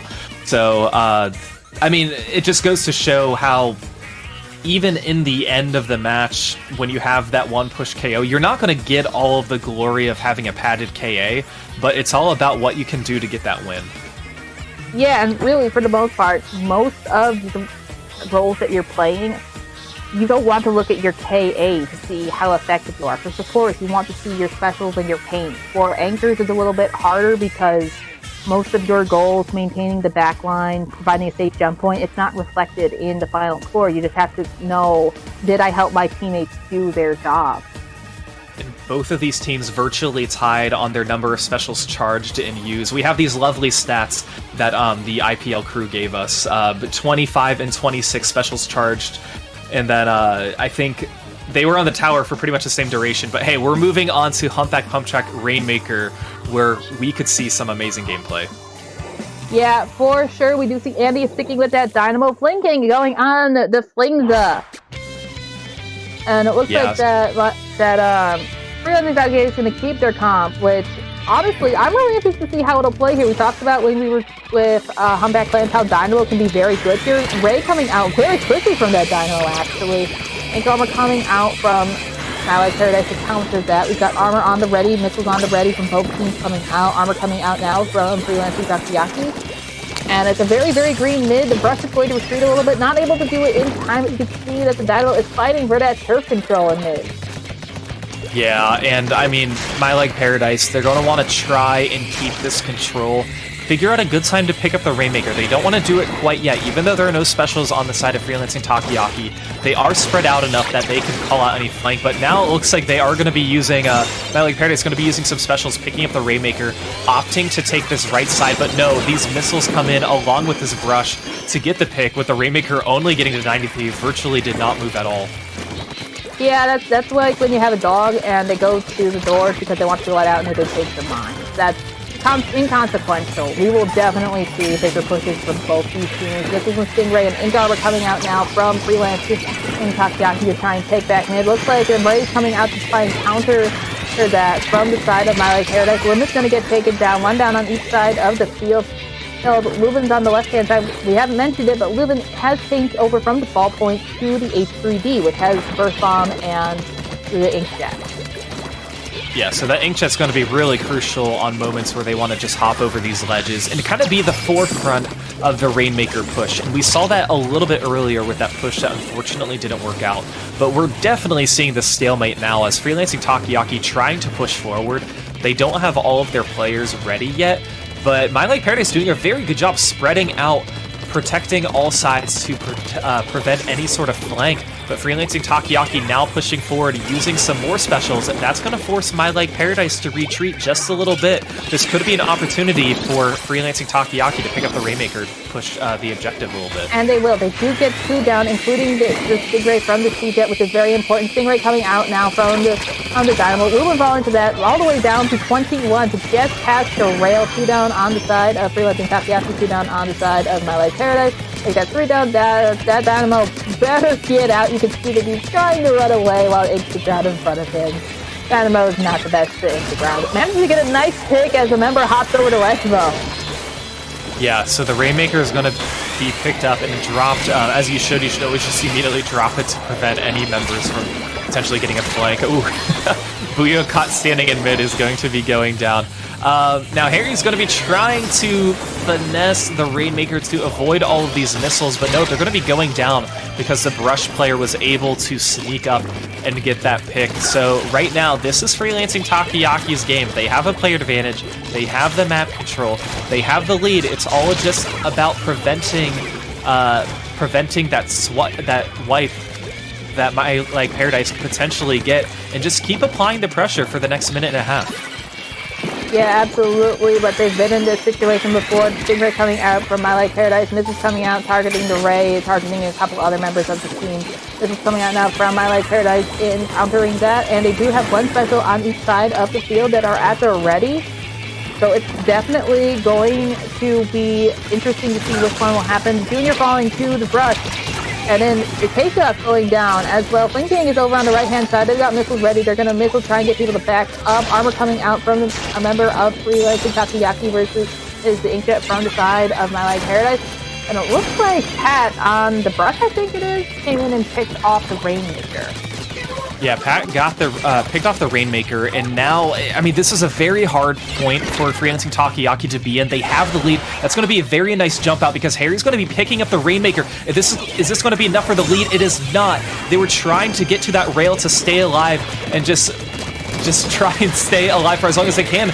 But this is going to be a very good opportunity for My Like Paradise as they get a few down, but can't quite get the lead, getting all the way down to 22. They need to keep up this pressure if they want to get the win, but it looks like it's just the roller. It is just the Flingza who's not in a good position. Andy's going to be picking up this Rainmaker, keeping it alive, and keeping this game alive for them too. Pat coming in with the hero play, getting 3, so Andy could get in and drop that Rainmaker over the side. The Brush does fall to Fling King. Missiles coming out, Ink Arbor coming out, and then Fling King is going to flank. That's what really almost doomed Freelancing Takoyaki the last time, the flank from Lubin, and now Fling King is going for it. And it looks like we're going to see the left-hand path, which is not something you see, and they lose the lead. Our first 2-0. Very first 2-0. That was such a very good decision by them. The Brush was so close to getting that splat at the end, but no, the lead comes just in time for My Like Paradise to get the win. What an exciting game that we just watched. Yeah, for sure. 2 very quick reversals from My Like Paradise to get the win in overtime. Both times. That's really hard. Yeah, I mean, even though this set ended in a 2-0, we could have very well have seen a Game 3 in the set. I mean, especially with that tower control push in the first game, getting all the way, starting that overtime push pretty much at mid, and then being able to keep your composure in Rainmaker, I think, is very important. You have to trust the Rainmaker carrier to make good decisions, and that's exactly what My Like Paradise did. They knew what they were going to be doing. They were pushing up that left side. They spotted the Brush, and they had the support, and they just needed 1 unit to get the lead after they climbed up that left side wall. And so that's what worked out for My Like Paradise. I think it was all about the positioning and all about just what happened. But I mean, just like looking at some of these stats, the time. So, Freelancing Takoyaki, they only held the Rainmaker for 18 seconds, and My Like Paradise held it for 50 seconds. So talk about how different of a duration that is, because Freelancing Takoyaki, they were only able to pick it up 2 times. However, they used 21 specials during that entire match. Yeah, for sure. That's just amazing, the difference in stats between them. Yeah, and I mean, we don't expect it to be very different for the special usage. Like My Leg Paradise, they had 22 specials charged and used, or they had 28 charged and used 22 of them. So I'd say that's a pretty good ratio for your specials being used, because you don't want to get splatted when you have your special charged. You want to make sure you try and get it out as soon as you can. But yeah, like you said, that's actually the first 2-0 set that we've seen in round 3, and we have one more round that is coming your way very shortly. Yep, for sure. But I think we have a little bit of time before that next set. So I want to tell the people about another cool prize that we actually have. A couple of cool prizes. So, as mentioned before in the chat, we do have the prize pool, which is currently sitting at about $520. We also have the Riptide passes that are going. If the winners of SuperJump, the top 2 teams from the Americas and the top 2 teams from Europe, are going to actually be invited to play in the Splat World Championship, which is put on by the amazing folks that run Area Cup. Yeah, I recall watching watching it a few months ago, I believe, and just all of the very strong teams, all the very strong players. It's a good opportunity for kind of the Western scene to meet Japan and have a good opportunity to play them too. So those are such exciting matchups to watch, just to see all different types of skill and play style from these top level players. Yep, for sure. That is definitely going to be fun. Please wake up early to watch it, because it will be so much fun to watch. And Area Cup, just in general, is always fantastic.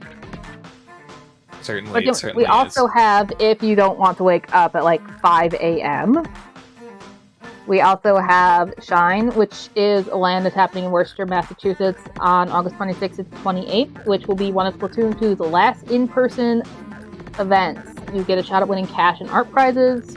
Competitor passes will be increasing in price on July 25th, so that's from 2 days from now. So if you're on the fence, now's the time to take the leap for that. Yeah, and Shine just coming up in just over a month. It's exciting to know that a Splatoon lane is coming up in a month. And yeah, this is the final solely Splatoon 2 LAN. It's going to be a very good opportunity for a lot of these players who haven't been to LAN. Every time we have LANs like Riptide, Shine, Low Tide City, even Big House, that's also going to be coming up in October. There's a lot of players that this is their first time going to these LANs, and it's so great to kind of put some faces to names, players that you've seen online, players who you've chatted in voice chat but you've never seen, and to have the opportunity to have an in-person conversation with them, hang out with them. Maybe there's I don't know the venue of Shine. It's not at a Kalahari, I know that. But it's just such a fun and different and unique experience, and I hope that anybody who's able to go can make that happen. Yeah, and really, no matter where you go, getting the chance to be able to play Splatoon 2 in person with the people that you've been playing with for some people, years and years and years. It's just incredible. And also, LAN connection means that you have a less chance of disconnecting. So there's always that perk too. Yeah, and there's always something to be like, the first time you actually play in LAN mode, I think it's game changing compared to playing online. There's virtually no lag when you're playing. There's still, the controller input lag, but as far as what you see on the screen is what happens. Really, nothing funky is supposed to happen, and to just get that authentic feel of the game. And I think too, getting to see your opponents in person, getting to face them, and sitting across from them too. You get to see their reactions on their face when you make a good play, when they make a good play. So there's a different mentality when you play at these LANs that we don't get to see online, because you can also hear them too. You're wearing headphones, you're talking to your team, but if the enemy team is talking loud enough, a lot of that noise will kind of carry through. So, but it's all a part of the fun. That's all a part of the LAN experience. And again, anybody who's able to make it happen, we definitely think you guys should go. Absolutely, and as you mentioned earlier, also the Big House is coming up. That is going to be on October 7th through October 9th in Detroit, Michigan, and it will be the first LAN to crown a Splatoon 3 champion. Yeah. This is going to be full of awesome events, amazing vendors, and good friends, so register soon to get a reduced price on entry fees. Certainly. Big House has we been all so supportive of the Splatoon community ever since last year when we kind of decided to yeet ourselves out of the Nintendo tournament after everything that happened with the Big House and Smash. So it's great to see that we'd be able to be part of their LAN now too. And we've seen Big House be such a great Smash experience, and we're very happy that Splatoon 3 is going to be there. And like you said, it's going to be the first Splatoon 3 potentially not all junior matchup. So definitely a good opportunity to see some top level Splatoon 3 play at a LAN, and I'm gonna try to go to that one. Fortunately I could drive to that, so I will try to be at Big House. If you go, take pictures with Falco and put it on Twitter so that way everybody can like it. I mean, anytime you go to LAN, take as many pictures as you possibly can of the venue, of your friends who you're hanging out with. When you go out to dinner, take all the fun pictures, because you never know when you're going to have that opportunity again. But yeah, you guys can see it on the screen here. So Rival is a very fun game as well. That's honestly one of my favorite soundtracks. I mentioned that yesterday on Twitter. It's a good bop. It's very good hype music, I'll say. Absolutely. Yeah, we are getting ready for round 4. I don't believe we have our matchups yet, but we will keep you posted whenever that these matchups are announced. Yeah, with just a slight delay. So in the meantime, do people want to hear some very, very, very fun jokes? Please don't ask me. I'm assuming you have the jokes. Oh, yes, I do. So you want to know what Squid say after they hear a joke? What is it? You're cracking me up. Oh, okay. Hey, I just wanna shout out that we do have a $50 donation from X-Ray to the prize pool and 5 gift subs. So thank you, X-Ray, for that. The prize pool is now projected at $567.76 after fees. Yep. Gotta love those fees, terms, and conditions. Yeah, if you guys like what you see here, please support IPL in all the tournaments that they're in. Please support the players. Again, these donations are going directly towards the prize pool. So any opportunity that we can have to support these players are very much appreciated. Yep. And of course, it also definitely helps to show them that we really appreciate them playing. Yeah, certainly. I mean, because we know a lot of these top level players, they want to come out for these big events, and obviously having a prize pool is a very good incentive. That's could be the reason why there's over 130 teams playing in SuperJump today. Less than half of what you're seeing right now. The later, I believe, Wave B is going to have a bigger pool of players, just the way that some of the scheduling has worked out, and again, it being pretty early now in the US, and a lot of these players are still kind of waking up. So, but we do have the teams for our next matchup for round 4. We're going to be seeing Boston Squid Party versus Ewfish, and this is going to be a rematch from Little Squid League 22, where Boston Squid Party won 3-1 and upsetting Ewfish, who were the number 1 seed. So this is a great way to continue on our morning. Absolutely, grudge matches are always so much fun. Back when Suck and Spoon was a tournament, which was a tournament for the newer people in the chat and in the community, that was about a couple years ago. It was a weekly, and you had so many awesome rivalries and grudge matches that happened on screen there. So we always love a good old-fashioned rematch. Yeah, and I think especially seeing it in a tournament as this big, when you know that there are a lot of different teams that you could see, this is what's important right now. You know, for both of these teams, it doesn't matter what happened in Little Squid League. It matters what happens right now, where you are today. And, you know, this being a best of 3, not as big as maybe not as big as the best of 5 where these two teams played last. So it's only going to be that much more important for these teams to get this win. Absolutely. So right now we are currently 2 stream sets went to game 3. Do we see a third? We certainly hope we see a third. Again, we were spoiled with sets 1 and 2 going all the way to game 3 because I'm having a good time. I mean, Shads, I know we said it's early for us, but we're having a great time here. And I mean, this is only the beginning of day 1 of SuperJump 2 because there's still plenty of action that is headed later down the road. But any game 3 that we have the opportunity to see, we will take.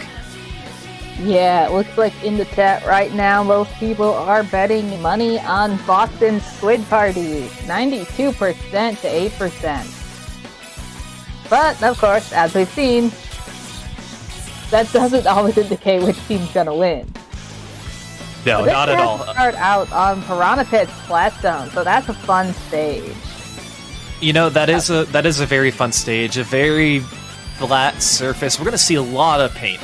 A lot of paint. I think we're going to see a lot of rain too, or if players choose to play rain, just to kind of capture some of the flat parts of this map. But again, another splat zone that I honestly have a lot of fun playing Junior on. It's really easy just to kind of run around and throw splat bombs with the double Junior loadout and try and get those good picks. But yeah, we're going to see a lot of specials too. Yeah, with the moving conveyors, dropping a splashdown off of the conveyor ramp is 100% fun and 100% likely to make somebody on the opposite team scream. I speak from experience, mainly as the screamer, not as the person doing the splashdown. But Fair then enough. you also can drop a baller, which is one of the few decent uses for baller in this meta with everybody running Object Shredder. And then in terms of other weapons, you have clear sight lines on the zone, so your longer range weapons will have fun here. But conversely, since everything's so flat, it is so easy to get overrun. Yeah, it really is. I mean, again, you get these kind of in this lockout position, it's hard to break through, especially with how much opportunity that the team who has the zone, the team that the area they have to paint, is going to be very crucial for them to try and keep up this lockout, because if you can build your specials more fast and more quickly, it's going to be better. Absolutely. Missiles are good here, bubbles are good here. Hammer could be fun here, just charging straight down the middle of the map. Probably want armor at both so somebody doesn't hop down behind him and get a quick splat in. Sometimes I'm very glad that the S1 specials are not in this game, because you can imagine the devastation that a killer whale or a kraken could wreak on this map. Yeah, if only we saw those Splatoon 1 specials in this game. But no, I mean, we're probably going to see the missiles. We're going to see the armor. I'd love to see rain. You know, that's something we don't see very often, but it's a good deterrent. It's and I think especially on this stage, it can have a lot of use too. It will force enemies to get in different positions that they don't want to be in. But yeah, I mean, overall, we will likely expect a very traditional comps with this map and mode. Yeah, for sure. We have all the players in the lobby, so they're going to start going into the weapon select screen. Things are going to be heating up very, very quickly. Oh, never mind. One of them gets pooped. I jinxed it. Hey. I jinxed it. Commentators curse. At least it happens before, the game starts. I was going to say, it's better... and Inkfair is amazing and is the video producer. Inkfair knows exactly, all right, here's the muscle memory of what I need to do if somebody lobby DCs. And I've seen how fast they select the map and mode too. And it's, I know I can't do it as quickly. And yeah, these lobby DCs are better than in game, just so the game doesn't have to play out. Especially in a mode where you can't control the timer, like splat zones and tower control. You know, Rainmaker, it's not too bad to have those DCs. Clan Blitz, it's not too bad either. There's a little more coordination that needs to happen. But yeah, luckily all these players were in the lobby, so they should have no problem rejoining shortly. And of course, since it happened in the lobby, doesn't count as a DC for either team. But it does mean that we'll have a little bit more time before the Boston Squid start throwing tea into the harbor. The question is, though, if Ewfish is in the harbor, what kind of tea would Ewfish want Boston Squid Party to throw in? You know, that is a very good question. But both, again, since they've played each other before, it's possible that these teams know what kind of tea they would want to be thrown in. But hey, let's take a quick look and see how these teams played earlier in this bracket. So both of them getting a loss in round one. Ewfish was against I Love Oranges, and Boston Squid Party is against Grape Juice. So they both lost to different types of juices, we see. And then in round two, Ewfish getting, I believe they got the DQ win against Sia. Boston Squid Party getting the bye. And then in round three, Boston Squid Party going down to Rat Supremacy, with Ewfish getting a loss to Vortex. So this is an opportunity for these teams to get their first, I'll say, non-DC, non-DQ, non-bye win. So they're hoping to end the round, they're hoping to end the round portion on a high note. Yeah, for sure. You always want to end on a high note. So many times people end in a rage quitty kind of moment where it's like, oh, we lost, this game sucks, I'm never going to play it again. Always try to end on a high note. Yeah, and I mean, both of these teams, they are competitive in the LSL arena too, and I'm sure they're looking forward to this matchup because, as we said, they've played each other in LSL 22 during the bracket stage, so they know it's going to be a close and competitive matchup, and that's what we love to see. So we're looking forward to it. Yeah, we have been spoiled with the close and competitive ones. And it looks like we have teams back in the lobby again. It's going to be soon. It's going to be exciting, provided there's no DCs. I am really hoping to maybe see the ballpoint again. Although personally, I'm not a fan of using it. Ballpoint is a good weapon here. It can grow up and be a very aggressive midline because of the change in range. It can become your anchor in a pinch.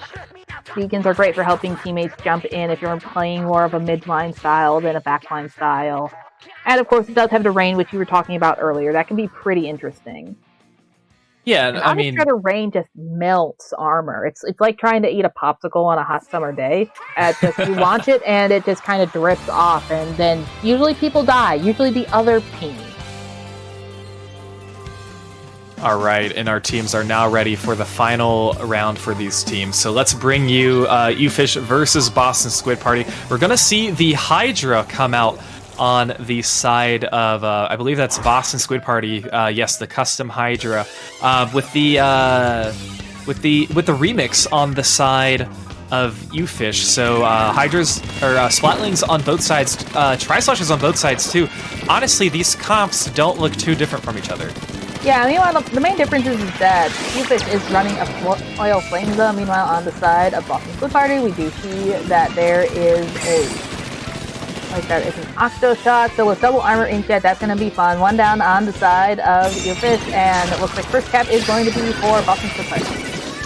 Yeah, they're going to get that first cap. It's unfortunately not going to last very long. As we see Italics trying to retreat just a little bit. Rona gonna have to be going back to their main after falling in the water with the Inkjet. But again, zone is still neutral right now, and now Ewfish trying to take advantage of this with the rain, trying to push up, trying to cap. Unfortunately, they haven't been able to do so yet, and we still see the 3v3.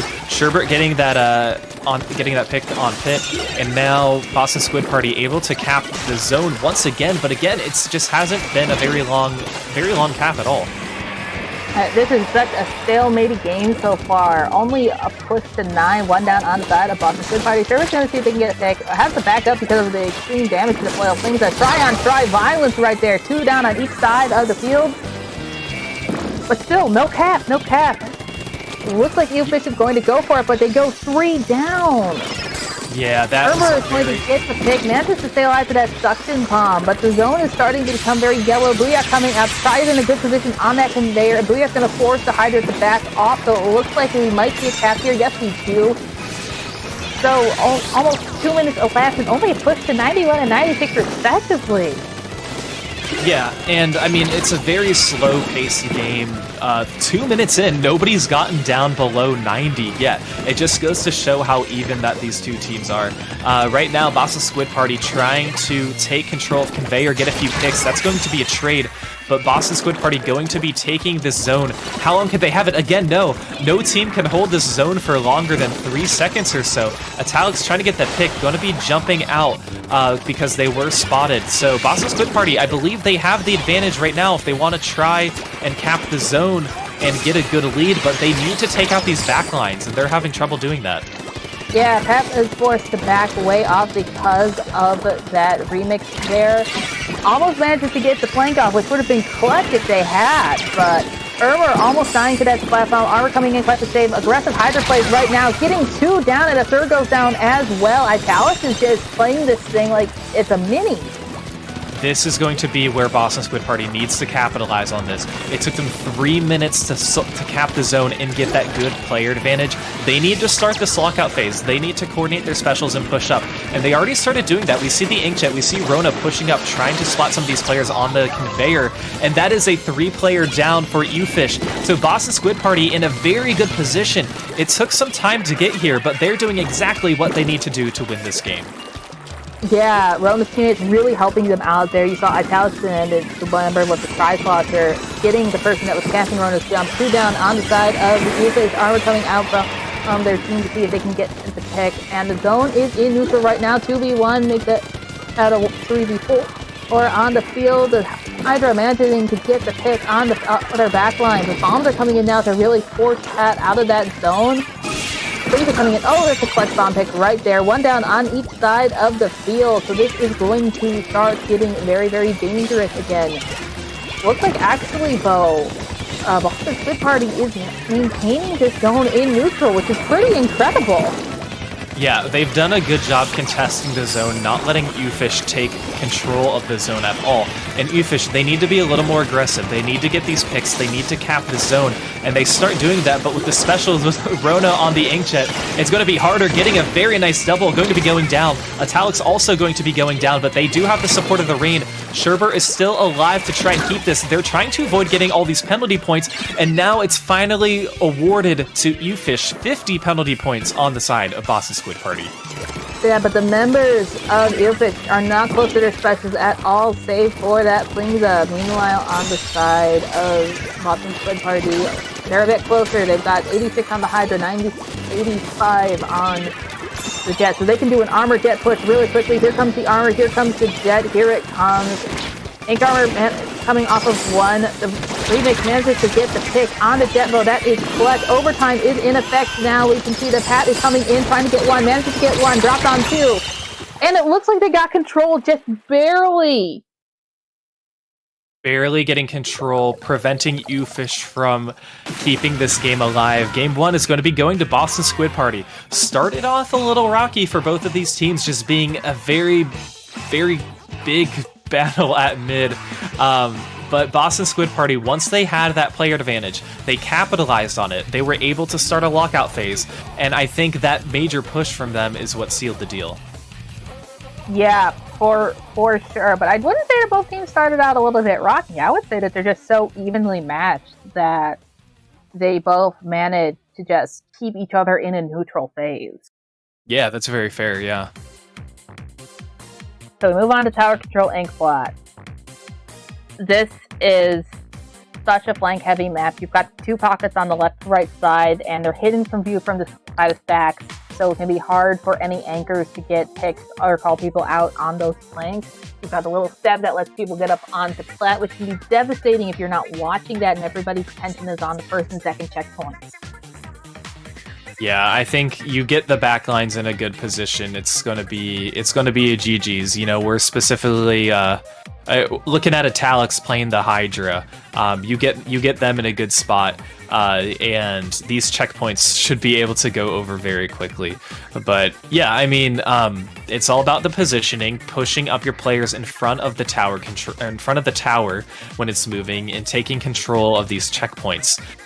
So who knows if we'll see the same pace of game that we saw in Splat Zones, where it's a very back and forth. You know, that'd be the equivalent of teams taking 3 minutes to get to that first checkpoint, and watching maybe Boston Squid Party try and make some magic happen. But Ewfish going to want to try a different approach, perhaps. Win these 1v1s, maybe some more flanks, but like you said, it's a very flank-heavy map. Yeah, if you do not watch that left and right-hand side, you are going to be in for such a rough time. With the changes in elevation, sloshers and rollers are going to be very good here. We saw the roller last game, we saw the 2 tries. Those are going to have a field day here, but you're also going to have really good opportunity for special uses. Bomb Rush is great for defense here. Booyahs, missiles. Oh, we see a blaster, a Luna Blaster. That's interesting. Yeah, Luna Blaster is going to be very crucial against some of these ledges and trying to get these picks. But again, I would say not a ton of painting power on Boston Squid Party there, and Zap is definitely going to have to do a lot of work running around. But you know, I think this roller is going to have to be one who takes out the Flingza. Is going to be somebody who has to take out the Luna Blaster if they want to have an opportunity. But now Boston Squid Party trying to take control of mid, trying to take control of tower more quickly than Ewfish, but Ewfish pretty quick to respond. They do have a Booyah Bomb ready, but they do have one player disadvantage right now. They are going to be hopping on the tower. I think based on the positioning of Boston Squid Party, some of the players were pushed up top, none of them were at mid, but unfortunately not quite the push that they were hoping to get. Yeah, the Booyah does pick one off, both tries down on the side of the field. You can see that the Baller's coming out, I think, from the Luna. Yeah, that has Baller and Flat Bomb. So, not a bad kit, actually, for the Luna Blaster. It's such a hard weapon to work with because it just needs so much paint. It really but does. Here we see the advantage of the Luna being able to have both the AoE to get behind the walls and to poke up over those ledges. Yeah, and that's going to be very nice. Pat is going to quickly get past that checkpoint with the support of Italics using that Ray. And Boston Squid Party putting themselves in a very good position, especially with the Luna Blaster already up top towards the tower, getting these picks, winning these 1v1s, and using great teamwork too. Booyah Bomb going to be thrown on the tower, taking out the Slosher.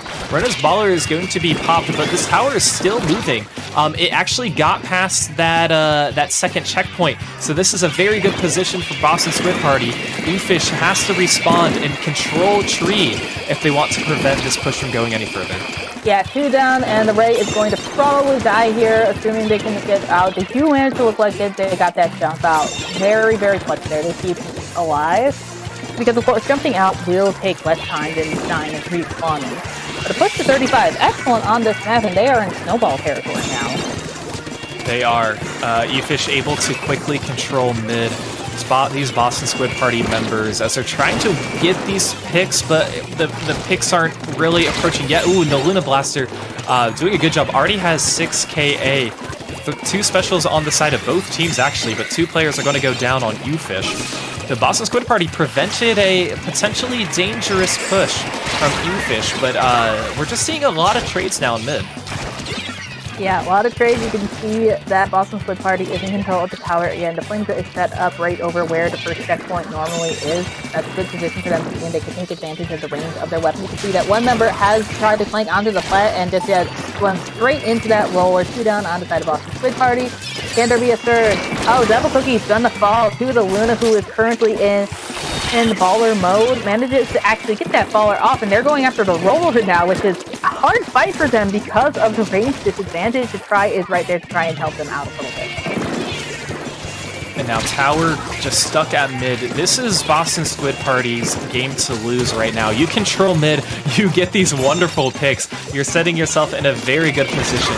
They are going to be hopping on this tower, and now it's just the Neo Splash who's alive. And it looks like the Luna Blaster has spotted them already. They're going to be using some burst bombs to try and push them away, but no, Slosher and the Neo are going to splat them. But this tower is now approaching where it got before, and then some.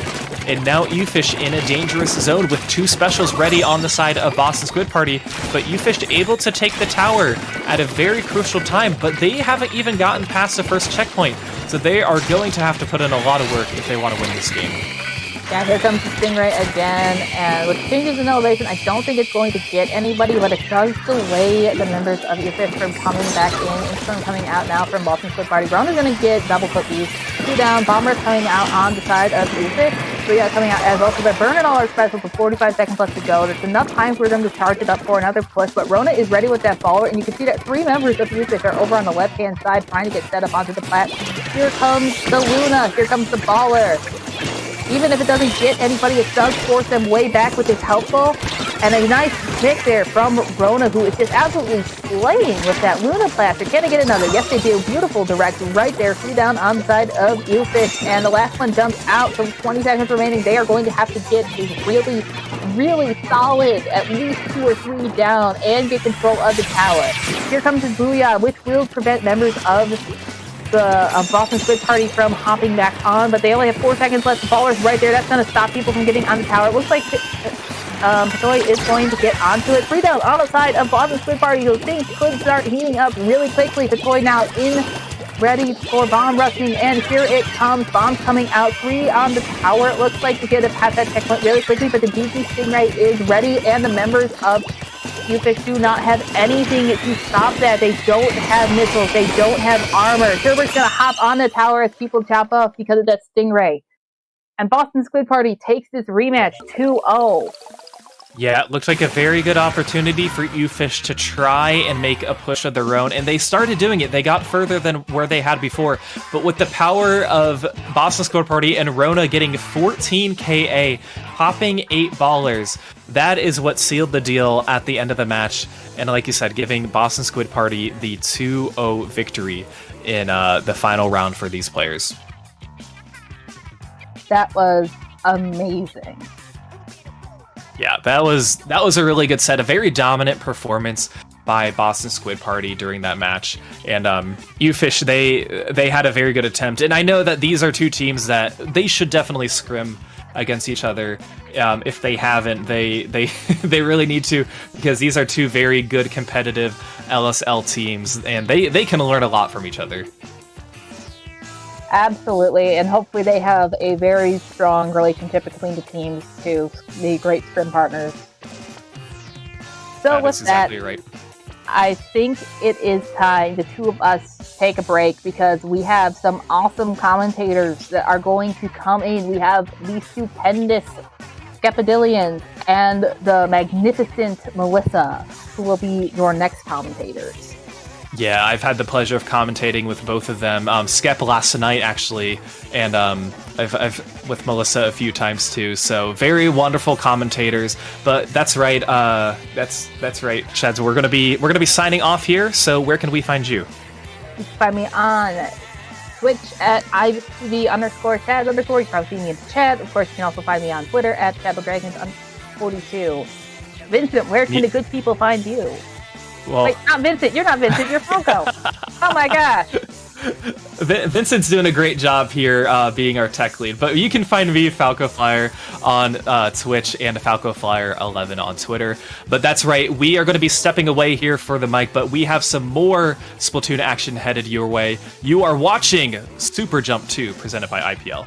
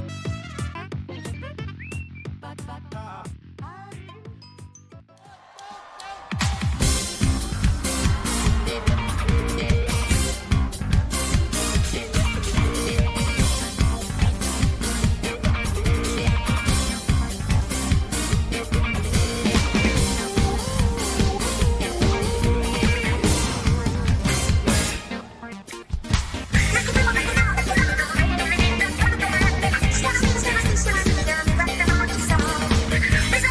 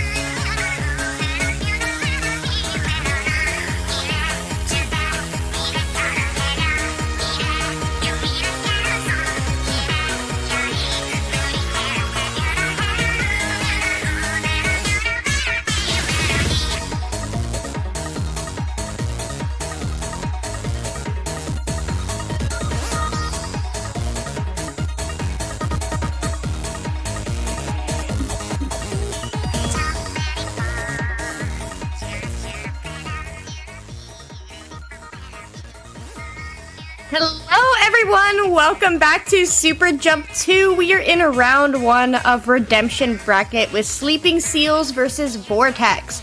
My name is Skepidillions and I am here with the fabulous Acid Sunshine. Melissa, how are you doing on this wonderful morning? I am doing great. Thank you so much. I'm so excited to get the chance to cast with you today. I feel like it's been a long time coming, so I'm really looking forward to today. Me too. We've commentated a lot of the same events in the past.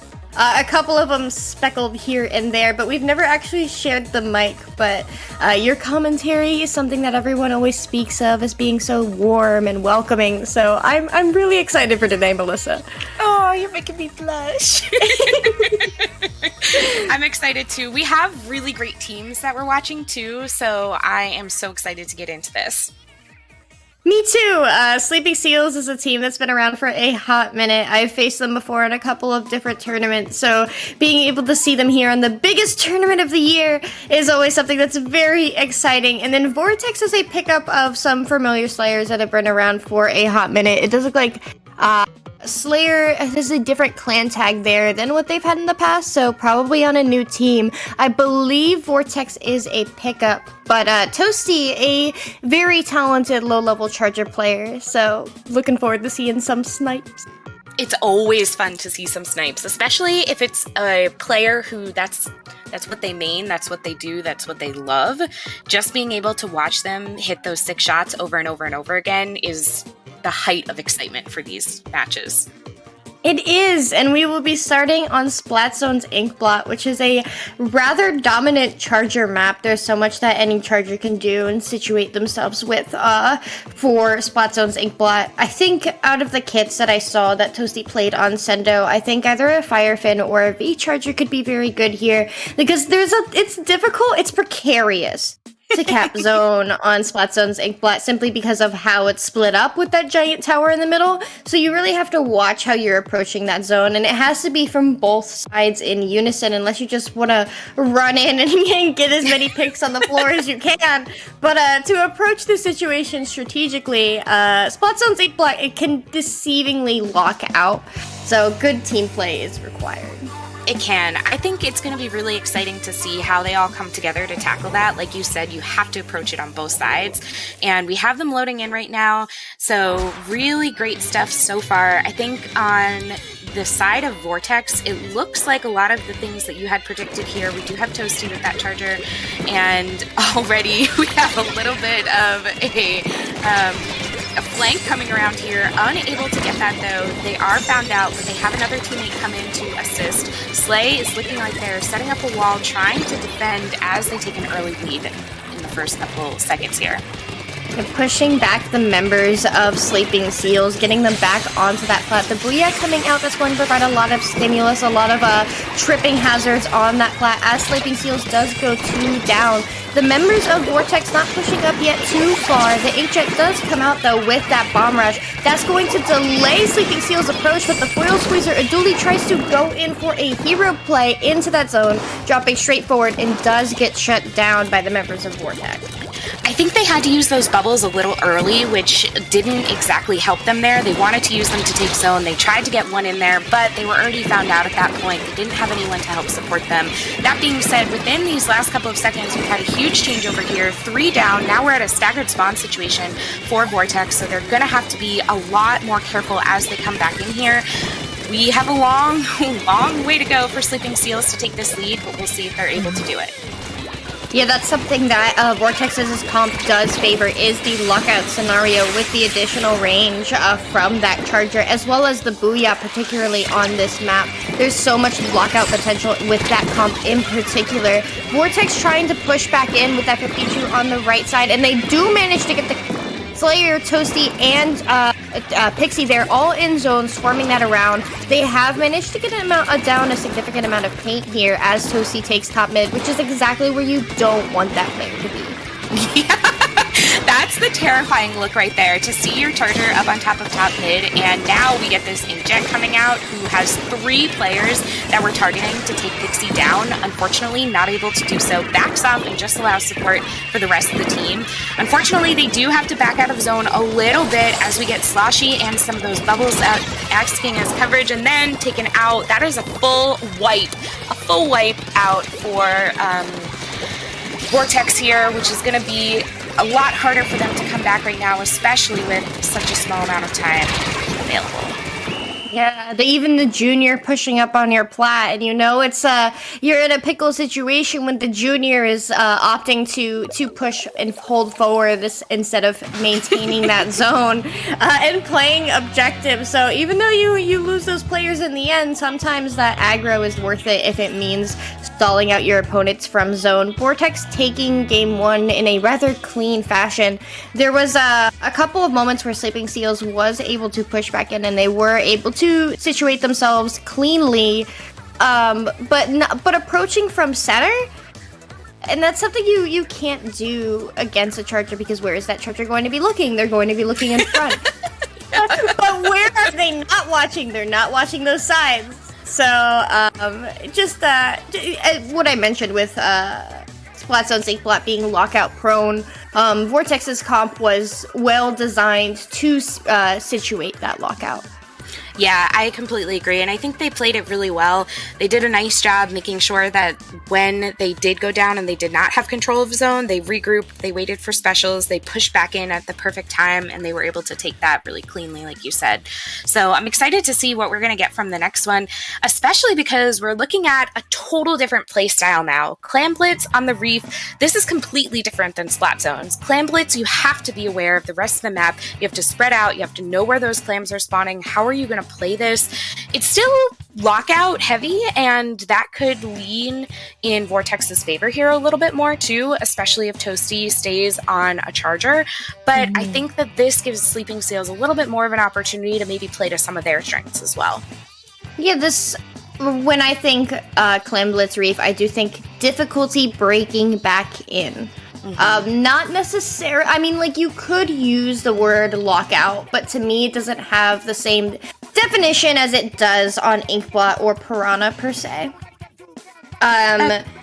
There's a lot you can do to break out on Reef, but given that the basket is right there under your spawn, it's where are they looking? They're trying to prevent you from dropping, and if you find yourself in a situation where your weapons are not suited towards dealing with this type of breakout in specific, but like, say, having lethals or specific specials like Booyah Bomb, you're going to find yourself having some difficulty. So we'll see what they are able to bring out here. We do have Toasty still on a charger there. We have a junior on each side, which I think is going to be helpful. And I really, really appreciate the slosher that we have coming out as well, because I think that that's going to be fun to watch as we get some early game here, controlling that bridge, which everyone loves to do. And something worth noting is that is the Squiffer with the Inkjet and Suction Bomb. So that, in terms of how do you break out from a lockout, is a very necessary swap from Toasty there. Both teams vying for mid here, vying for bridge, but it is Vortex that is the first to form a power clam and start pushing their way in. They missed the dunk, however, but there's only one member of Sleeping Seals left standing, so this is an easy recoup for them. It is. It looks like that Booyah Bomb is also going to keep Sleeping Seals up in their zone for a little while. I like what Slay was doing right there too, holding on to one clam, just waiting for that opportunity when the basket was about to close. Looks like they did get that in there, or at least someone got one in, but really nice job from Sleeping Seals to push everyone back, and they are able to get that basket to close as they move forward. Nice job from Sloshy there too, avoiding that Suction Bomb. Yeah, it does get picked by the K-Shot. The K-Shot coming in for a fantastic triple. So it is just Moment there underneath basket for Sleeping Seals, forced to jump out. A good jump out, though, because the last thing you want to do there is force a stagger going down with armor. They managed to clear their penalty, so any points that Vortex scores from here on out is their own. And getting a good chunk of points here is so important, given how little of the match has passed, and anything that you do from here on out could potentially just be beanbag damage. Really fantastic play going on here. I think that Sleeping Seals is doing everything they can to kind of take those players out of Vortex as they push forward. But Vortex being so sneaky, using that ramp to be able to get a lot of those clams in, like you said, breaking down their point, able to keep going. 37 to 100 is sort of terrifying on this map when we haven't seen Sleeping Seals able to break Vortex's basket at all. It just seems to be like the members of Vortex are going in and just getting the picks that they need to, and keeping the members of Sleeping Seals on their back foot. They're not able to properly mount a push. They're not able to get the specials that they need to break back in, just because Vortex is not leaving them alone. They are constantly in their hair. They are constantly underneath the basket, and Sleeping Seals is just forced to play perpetual defense here. They certainly are, and that's where, how you were saying, like, it doesn't feel like super lockout right now, but they are having to continue to respawn, to continue to come back from their base and try to push out again. So to me, this is like a little bit more of a long lockout, able to finally make some moves here. They do have a power clam up. They are pushing forward. Looks like they do pick up the pity clam there if they're able to get that jump in. They were able to jump closer to the basket, but they're under a lot of pressure over there on that left side. I'm not sure they're going to be able to make anything happen right away. Yeah, the Squiffer and the Junior underneath basket providing such an iron wall. You have the direct shots from the Squiffer, which of course can take anybody out, but then the bombs from the Junior just saying, you can't stand here. Sleeping Seals pushing up and ducking and weaving throughout those bombs to get that first clam in the basket. This is Sleeping Seals opening salvo. So what they do here is really important because it's going to show us how they're planning on playing the rest of the game. They get one power clam in, followed by another, getting it below 50 remaining, which is huge. If they manage to stall this basket open, they could take lead here. They certainly could. It doesn't look like they're going to be able to do it, though. I think that Moment was a little too far away. I didn't see what, missed the player name there, but they did have to back off there and regroup, and I think that that's kind of smart right now. They're taking bridge. They're coming back together. They do get another power clam up. They have all 4 players up. No specials. 2 specials up on Vortex as I say that. So that's going to help with defense a little bit here, but maybe we'll be able to see what Sleeping Seals can do with this. Yeah, Toasty popping that inkjet, trying to create some space for the remaining players of Vortex to push in. They are 1 down, burning through the specials and a lot of smoke, but no fire. Slayer is picked on that bridge, so we're looking at a situation where Vortex thought they had an opportunity that they expended a lot of their special economy to go for, but now they're finding themselves on defense without anything to defend for it. Sleeping Seals taking advantage of that momentum to pull lead here in the final 30 seconds of the game. Only the Squiffer Toasty left standing for a singular defense here. Really fantastic play right there. Exactly what you want to see. I think Moment was working to try to get another power clam. Almost able to do so. Not going to be able to. But we have so many loose clams. Is there anyone around who can kind of get those final 2 in to cinch this? I am not sure. We are going into overtime now because there is a power clam. 2 power clams available on the side of Vortex. 3 power clams available.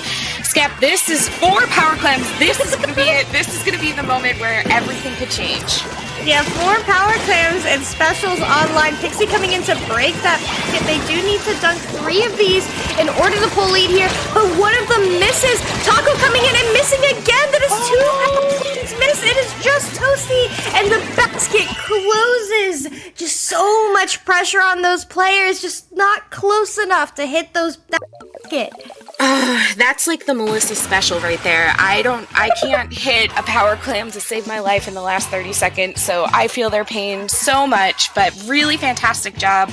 Absolutely loved being able to watch them play and see the shift that we saw. The difference between zones and clams when you have the opportunity to move throughout a map, to look at some different routes, make some really sneaky plays. We saw both teams come out with some fantastic sneaks, some things that we maybe didn't expect to see. Absolutely loved that game. I mean, Clam Blitz is also my favorite mode, so there's that. But I do love some clams for the team coordination. I think the moment that Sleeping Seals won that game is when Vortex burns through all of those specials in the final minute and a half, despite having 1 player down and not being well positioned to break the Sleeping Seals basket. At that moment, Sleeping Seals recognized, wait, they don't have anything. Let's just go in. And then they managed to break that basket and score just an absolute ton of points, which left Vortex in a situation where they had an ultimatum. You have to dunk everything you have. And that's a lot of pressure. Yeah, it really is, because it puts you on the back pedal. You know, you have to find a way to clear them out really, really quickly. And it's just, it can be so much so fast that if you're not exactly paying attention to maybe where you should be looking and somebody sneaks something in, they pull a play like that, and all of a sudden your head's spinning. So really nice job from both teams there. And I'm looking forward to see what we get on the counterpick of Tower Control Starfish main stage. Oh, I love me some TC Starfish. Me too. Oh my gosh. The thing that I love about this map mode in particular is the confusion, particularly if teams don't have organized comms. like, oh, there's one flanking where? Like, are they behind? Are they left? Are they right? Like, where are they flanking from? Are they on attic? Are they about to drop on my head? Like, that's my favorite thing about TC Starfish, is you can just see when people are confused. Yes, and it's so nice because so many people hated this map for so long, so being able to play it, now that we had some updates where people feel more comfortable, we'll see what they're able to do. I'm more worried about Sleeping Seals right here too. Please correct me if I'm being over anxious, over cautious for them, but they don't have any range. At least they don't have any range that's going to be able to take care of Toasty in such a powerful position there. Yeah, they have the missiles and they have the inkjet to clear out the charger from the snipe, but any charger that's played TC Starfish for any moment has had to deal with missiles at them on snipe on TC Starfish. So being able to rotate out quickly, I think will determine whether or not Toasty is successful here on that defense. Just because there's so much that a charger can do, especially like first checkpoint can be a little, because it's just so close to the tower, but second checkpoint, a good charger just situated up on that window or top right can just do so much damage and completely break down a push. Absolutely. I think their biggest thing that they're going to have to do here, which we're already seeing Sleeping Seals sort of tackle, is staying as these like little pairs, right? Because then they can take down every 1v1 becomes a 2v1 because you have someone close enough next to you who can assist and help out. They have a 3v1 right here. This is what they need to continue to do because they want to try to keep that power up, keep that aggression going, and continue to pave the way as they move that tower. We talked a little bit about objective before we came on the mic today, and I think that sort of fell apart right there because they had so many people painting back into maybe the side that they didn't really need to go at that moment, that it didn't help them. The tower reset back to mid, and they weren't able to get anywhere with that. Yeah, and that's what I call all smoke and no fire. You're going in, you're getting paint down, you're moving, you're doing things, but what are you accomplishing? What is the thought process behind your action? Sleeping Seals is, Vortex here, getting that tower down to that second checkpoint, having cleared that first checkpoint very early in the game, finding themselves in an advantage here as only there are 2 players left standing on the side of Sleeping Seals, and those 2 players are in dangerous spots. Make that just 1 player Sleeping Seals left in the action as Vortex gets right back to that second checkpoint. That is a near wipe on Sleeping Seals as Vortex does finally manage to break that second check. That was a fantastic play by Vortex. They did not let up on that pressure. They pushed it so far forward. They're at this final checkpoint too, and they have a lot of momentum going for them here. They're going to be able to slide that right in, and it was a very different game than we saw from Clam Blitz. I think the chaos really helped Sleeping Seals in Clam Blitz, but the unity, the teamwork, the communication probably going on from Vortex's side really showed through on this tower control map. Yeah, and you could see very obviously why they counterpicked it. It was very comfortable for them. It was something that they were obviously very practiced on. They knew where they wanted to be looking and when. They knew the spaces that they needed to be controlling as they got to each checkpoint. So fantastic play from Vortex there and accomplishing exactly what it was that they needed to do. Breaking that first checkpoint so early in the game, particularly on TC Starfish, is just so important because once you break that second check, you deal with that whole, are they left of snipe, are they right of snipe, are they on snipe, are they gonna drop on tower, do we need to be watching our tower rider like a hawk, what is going on? But when you break that first checkpoint in your opening gambit, then you enable that second checkpoint to just be so much cleaner, because it's so much easier to break that second checkpoint when you don't have to worry about defending the first. Yes, I completely agree. Once you have an opportunity to kind of get a little bit further forward, then you can focus on as you continue to move. Obviously, that's what everyone wants to think about, right? But when you have those thoughts and that, I guess, I want to say forethought, but like I just said thought, so then, you know, you're able to move so much faster. One thing I do want to point out, if you don't mind me interrupting our train of thought here, is eGirl Pixie had a C- on that as a ranked level. So I personally really appreciate that, because it brings back to everyone watching that you don't have to be an X-ranked player to do amazing things within a tournament. You can be whatever level you want, as long as you come, you do your best, you bring everything that you have to your games. That's what really matters there, because we just saw a fantastic team do some really great things, and they had a C-. So I supremely appreciate seeing players like that, seeing that come up, and allows other people to get the confidence that you need to maybe join the next SuperJump or any of the other fantastic tournaments that we have coming up soon. Yeah, I will take a moment just to talk about my personal experience, if that's okay with everyone. When I started competitive Splatoon, I was B rank and A rank, and the kind of attitude that I got was you can't do anything until you're quad X. Yep. And there was just so much time where I would spend in scrims or league, and I felt like it was an embarrassment to have that S+0 on my record. And reality was, is I was already playing like I was X rank just within a team setting, and all I had to do was set aside the time to grind it, and it's just a slog. So really, you can start competitive Splatoon whenever you feel that you are ready, as long as you have people who are willing to help you learn. And I was very lucky to have so many people there on my journey. Yeah, that's really strong. Thank you so much for sharing that part of it too. Clam Blitz Piranha. I love another Clam Blitz. I'm so excited. Oh, it's Zone. Slide. I lied. Well, you know what? This worries me a little bit. I guess this was Sleeping Seal's counter pick, right? So they didn't do so great on that first zones, but this is played very, very differently. Those dual zones do change a lot of things up, how you have to enter this zone. This map can, if you get into position, can also assist with some of the lockout for that other team. We haven't seen much of a comp change in terms of what Sleeping Seals has been running, so maybe this is what they feel really good about, and they feel really good about this map and mode, so we're at that golden combination right there. Well, look at where we are in the game right now. Sleeping Seals has gotten it down to 60 remaining in the first minute and not given Vortex any time to get in there and to stall it out. That's something that's very different about dual zones maps, is you don't need to cap the whole zone. You don't need to stall the whole zone. You need to only stall one of them. And that changes the whole game pace, and that's what we're seeing Sleeping Seals do here. They're like, oh, you're targeting this zone? That's fine, we'll get you. Oh, you're targeting that zone? That's fine, you do you. And just absolutely not giving Vortex any time to get situated, because they're rotating too quickly.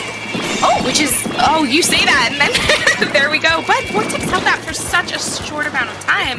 Toasty trying to get a couple back in. It looks like Vortex continues to kind of go down over and over again. Toasty's the only one alive, does jump back, which was a smart move right there, able to kind of stay alive for a little bit longer, but they only got it down to 96, and with a 4-point penalty, it's basically at 100 right there. So they are going to have to do a lot if they want to take this lead away from Sleeping Seals. This is probably the perfect counter pick Sleeping Seals could have gone with. Yeah, honestly. But what was important there is getting any penalty at all. Pixie goes up the map, goes in a swim. Oh, no. My favorite thing to see. I'm sorry. Yeah. It hurts, but it feels so good. Yeah.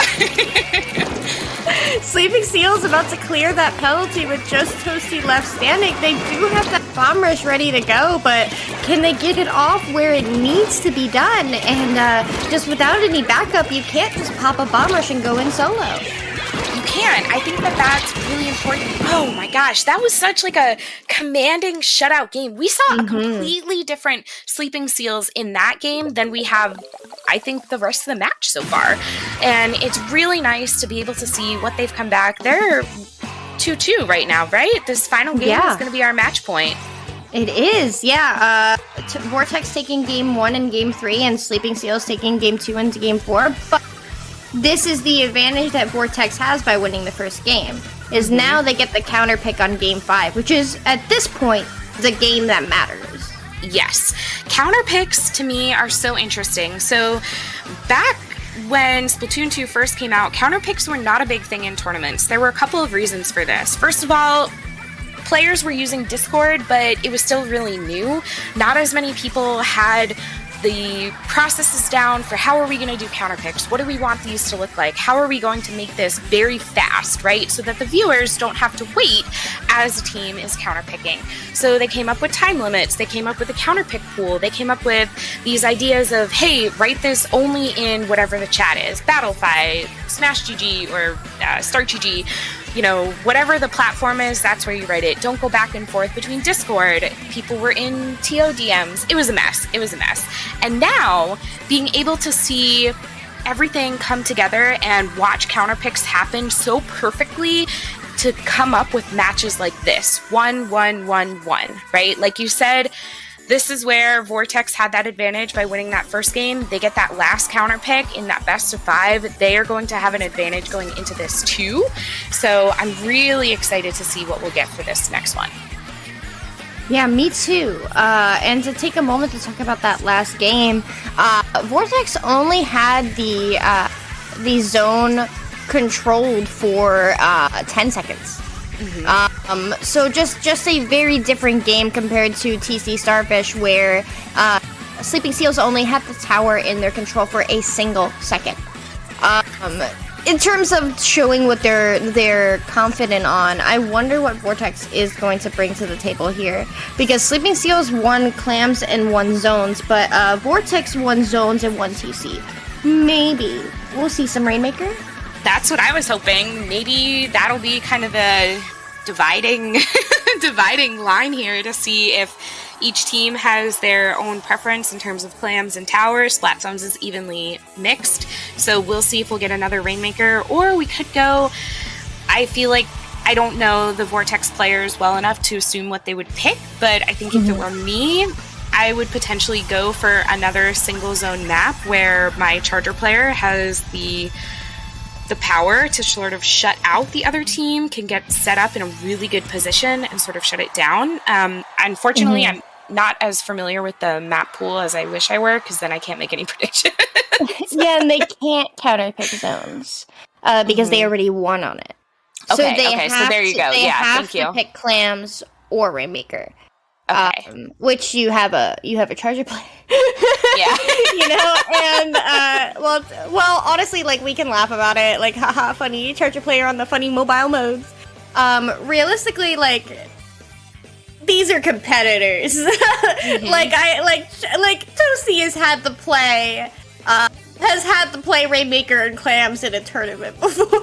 I don't buy into that. Chargers won't be able to be good on these, like, mobile modes, because you look at like some of our favorite streamers, right? Watch Barry play, and being able to see him command some of those mobile modes with whatever charger he picks up, and then knowing that so many of our Charger players have pocket small or something, right? They have an opportunity to move into something that maybe they'll do a little better for. Maybe they have more maneuverability. Maybe they understand the specials of a different weapon more, and maybe they also play Seajet, which I think is what we're going to be seeing here, Melissa. As soon as I saw Black Belly, I was like, Charger, yay, hey, no way, we're getting that good old-fashioned Ray, and there we go. So we have kind of a showdown with it too, right? Seajet. We have, all right, so we do still have a Slosher there by Sloshy, which you had had predicted early on. One goes down very quickly, so on Vortex, so that's going to be kind of an early start for Sleeping Seals to be able to push up a little bit. They need to get their paint in a really good position before they want to do any sort of big moves, though. I think that where they are now on this right-hand side, keeping that up is going to be helpful. They're 2 down on Vortex too, so this could be the opportunity they're looking for. They popped that Ray and that Inkjet before they grabbed the Rainmaker, so that might have been a little preemptive there, but we'll see what they're able to do here. Yeah, the Ray coming out from Toasty and getting a pick on the Rainmaker. Something I wanted to mention is that because Black Belly Skate Park is so large of a map and it's so spread out, this is not Muscle Forward Rainmaker. You can't just get the pop and grab. Right. It's just not something you can do. You have to be able to paint forward. You have to be able to paint a path. And more importantly, make a decision as to where you want to be pushing. Most teams do opt to go for that street path, but I enjoy the half-pipe path quite a bit, so hopefully we get to see that a little. I have a, what's that called when you like something that everybody else hates and like a secret joy to watching that, but I know that it's just disaster waiting to happen. Yeah, like you're watching a train crash. Yes, a train wreck, yeah. Exactly. Oh, man. Taco here. Ooh, half-pipe. We're here. It's happening. Oh my god, but the Ray, can you do it, gamer? You can do it, gamer! Going down to the Ray from a dually there. But now this is the danger of the half-pipe path. This is the danger of it. Is if you go down too early in that half-pipe, if you don't make it to hills, you are setting the opposing team up for a very strong counter push. You absolutely are. That was some fantastic dodging we saw from the Rainmaker carrier right there. Able to stay alive through that Ray as we get some more support from the rest of the team on the middle of the map. They are taking that timer down a little bit, but trying to get up through that street. Booyah Bomb is going to attempt to target them. Does get that plat between street and half pipe, so that may be a little bit more difficult for them to break through. I don't think they've made much headway there, but look at this path they have paved out for them as they go through this now. Yeah, and getting that Rainmaker all the way up into street does benefit Sleeping Seals quite a lot. That is a wipe on Vortex. Sleeping Seals grabbing the Rainmaker. They are going for the pedestal. They are going for the far side, trying to just lift through the paint, but not making it, getting it to 3 remaining. But as our previous set of commentators said on Rainmaker Black Belly, no lead is safe here. Correct. No lead is safe. I think that's like a mantra for Rainmaker. You could be at 1 and someone still has an opportunity to dunk that in. Really smart for Vortex here to be able to just take some time, let that Rainmaker reset. They are going to paint ahead, as you mentioned earlier. You have to be ready for that. You can't just push forward. I think Sleeping Seals is also doing a nice job playing defense, though. They have so much purple ink on their side. Every time some green gets down, they're painting purple right over it. That's going to make it very difficult for Vortex to move forward, especially as Vortex continues to sort of spread out on this map, which they need to do to have options and opportunities, but it also allows Sleeping Seal to gang up on different players and take them out one by one. Yeah, Sleeping Seal's doing a good job of staying alive, and if they do go down, they go out into the trade like we just saw with the 52 versus the T-Tech. Punchy here just sharking near the Rainmaker, really not giving anyone an opportunity to take up a shot at them. Sloshy popping that burst bomb rush that's going to get paint down in mid, but really just like a whole lot of smoke and no fire. As I've said a couple of times today, it doesn't look like Vortex has many options here. Sleeping Seals is doing a great job of keeping them locked out. They really are. I think that with almost 30 seconds left to go on this, Sleeping Seals probably feels really good, but they can't get cocky right now because that is going to be an opportunity for Vortex to push on in and, like you said earlier, take that non-safe 3-point lead right now. So we'll see what they're able to do. They are waiting it out. Toasty kind of popping another Ray right now to sort of assist. Maybe they were hoping that one of their teammates would pick up. Nope, they pick up the Rainmaker themselves. They know they have to do it. 10 seconds left. Countdown is going. Punchy versus Slay over there. Slay does get the pick, which is going to be helpful. We have a DC that came out on Sleeping Seals too. So this is Vortex's opportunity to kind of dunk this out. Obviously, we're too far forward in the game. Oh, nice. Well, the DC didn't matter. I saw the 52 chucking the Booyah Bomb at the C-Jet mid-ray, and I was like, this is it. Like, they're gonna get on the ray. Like, this matters so much. Like, this is going to change the game. And then, right from the right with a swift right hook, man. The Rainmaker out for the count. Oh, so unfortunate, but such a great game. Hype set to watch. Really fantastic Splatoon playing from both teams. So excited to have the opportunity to get to cast that one, and I am really excited to see where Sleeping Seals goes from here. It's going to be really fun to see how they do things for the rest of the day, today and tomorrow. No, just tomorrow. They're just playing tomorrow. Sleeping Seals going on to potentially to Alpha Bracket. They are going on to round 2. Vortex going on to Beta Bracket, which in SuperJump, gamers, be proud. Let's be real here. You're doing great. And Sleeping Seals has one more shot at Alpha Bracket, which is just a phenomenal achievement. So good luck to the gamers on both sides. The tournament is not over for either team. It certainly isn't. It's going to be a lot of fun to see where they go now. I don't know why in my head I was thinking we were already in the second set, so I'm sorry. Gamer, we still got a set to go. Good. We were told we get 2. Good. I'd be so sad if it was over so quick. Me too. So it's going to be really fun to see what we have coming next. I'm very excited to kind of figure out how the teams play counterpicks different and what they're going to be able to do, what that sort of looks like. I don't know. I always love trying to get into the heads of what they're thinking with those. So I'm curious what we'll get, if we'll see another kind of each team takes the zones, or what will happen. Yeah, we do have our next set selected, but we're not going to tell you yet. Melissa, I just want to take a moment to talk to you. You're someone who has been commentating within the Splatoon community for 5 years, which, that's quite something. There aren't many commentators around who have that level of history.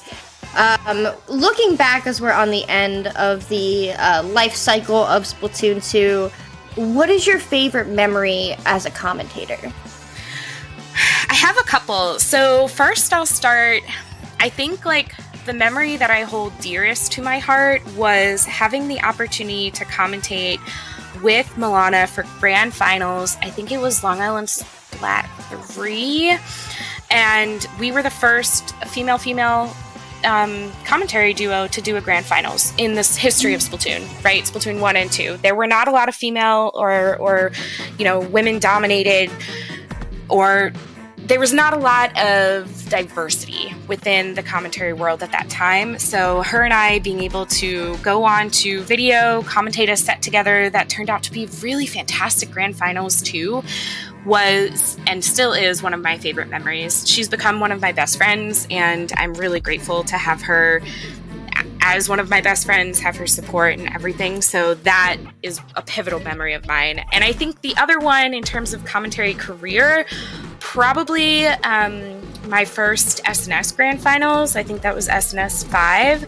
Being able to cast to about, I think we had stream and real life 12 to 1,700 people watching. That was huge to me, and I really appreciated that. Working with Nine is always fantastic. He's just so much fun and really wonderful talent. So I think that's my other really pivotal commentary experience moment too. How about yours? Oh, okay. I wasn't expecting the Uno reverse.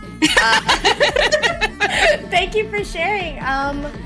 I, in April, had the absolute honor of commentating my first ever LAN. We are talking about our personal experiences here. I only started commentating last year. And I'm personally very, very proud of the progress that I have made in that year. I put a lot of work into what we do here, and it's something that actively means a lot to me. And I remember watching the stream for Riptide and just being like, I am going to do that one day. And when the applications for Low Tide came around, I shot my shot and ended up being able to commentate not one block but two. And it was the night before the event really started, and we were given an opportunity at a commentator meeting to go behind the booth and get a feel for what it was. And I sat down next to Siren, who was one of the commentators that I had watched at Riptide, who was so inspiring to me, and just told her, like, hey, you're part of the reason that I'm here. And I cried a little Yeah. behind the desk because it was something that I had wanted for so long, and it realistically not as long as some other people, right? I'm so lucky, and I'll never forget that feeling. I took a picture of behind the desk with one of our production lovely people, Vincent, and it meant the world to me to commentate behind that desk and Adelan and in person, and I know that was the first of many, so looking forward, not back.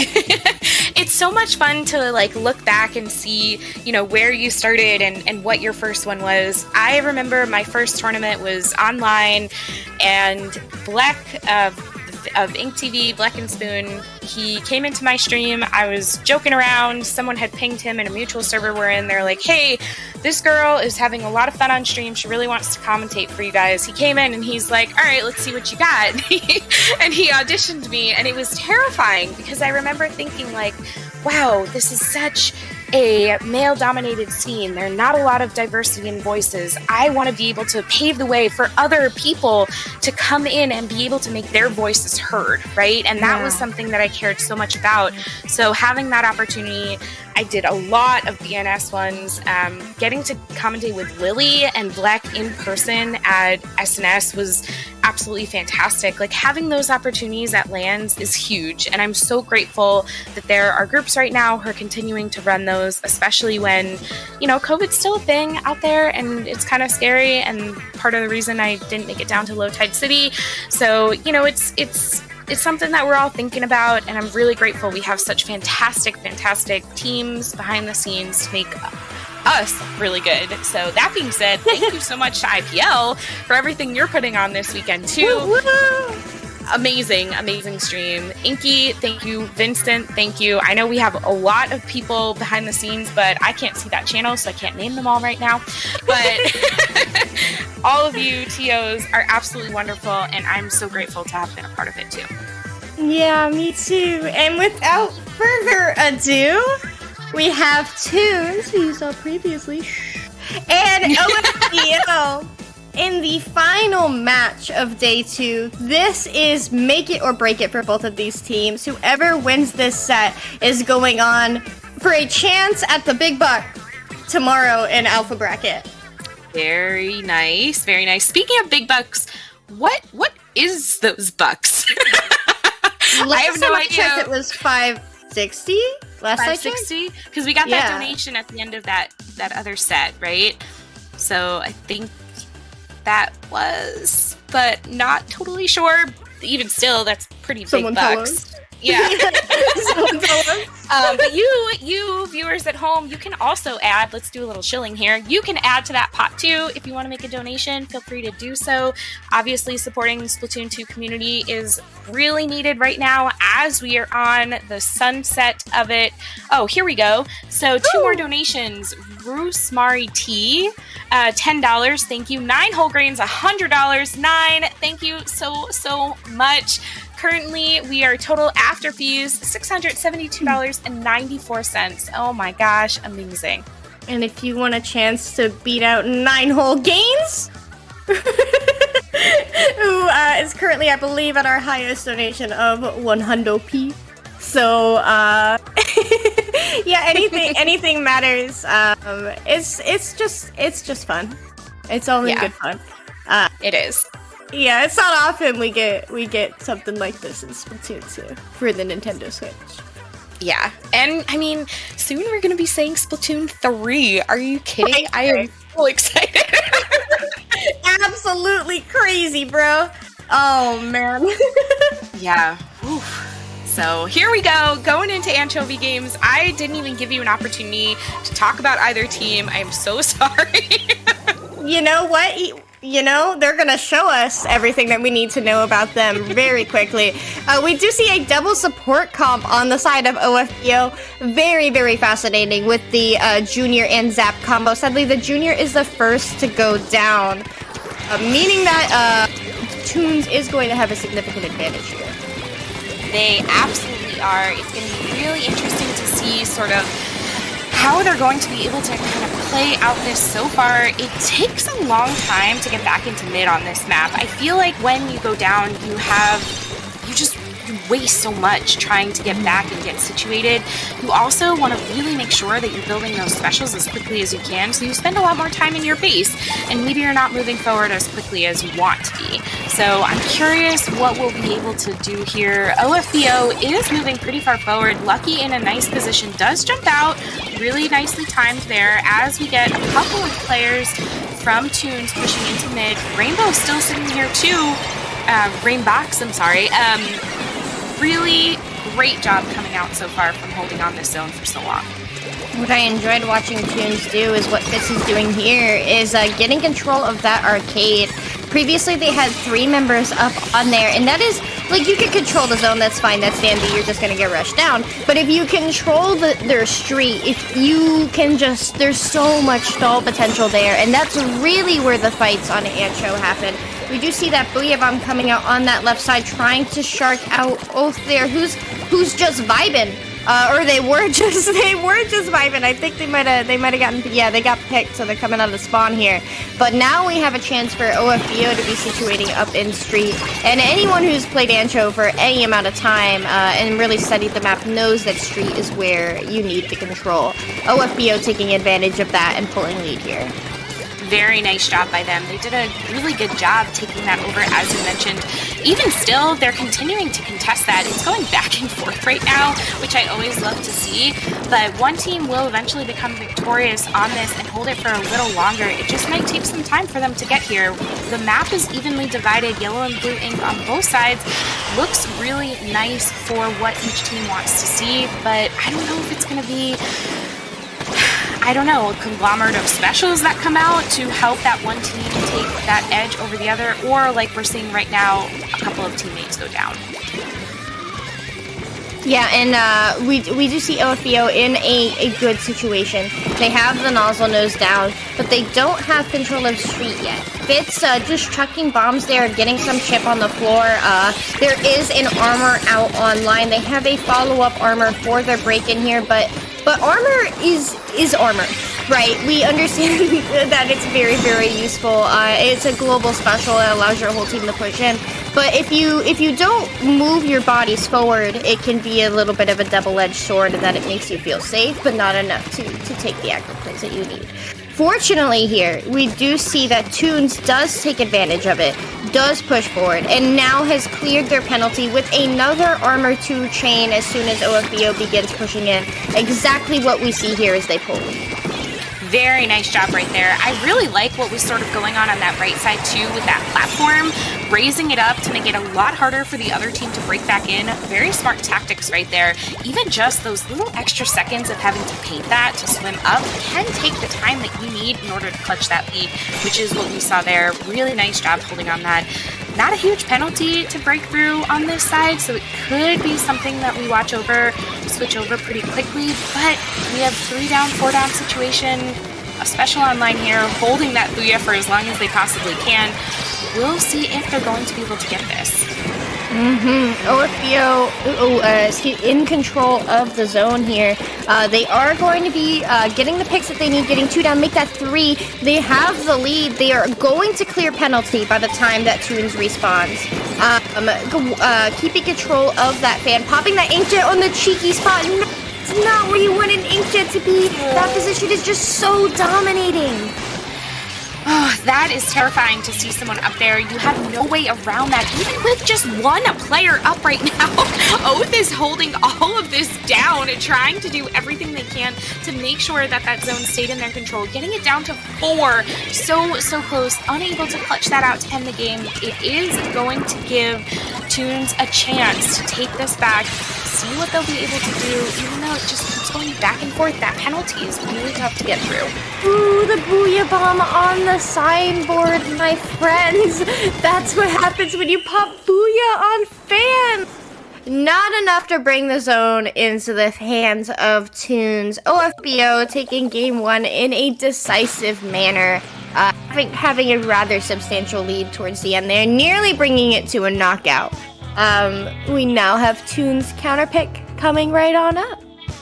Very exciting. Look at that KA too. We have double in most of those situations. So being able to see how well OFBO played against that dominating double. Am I mixing up who had who there for a second? No, right?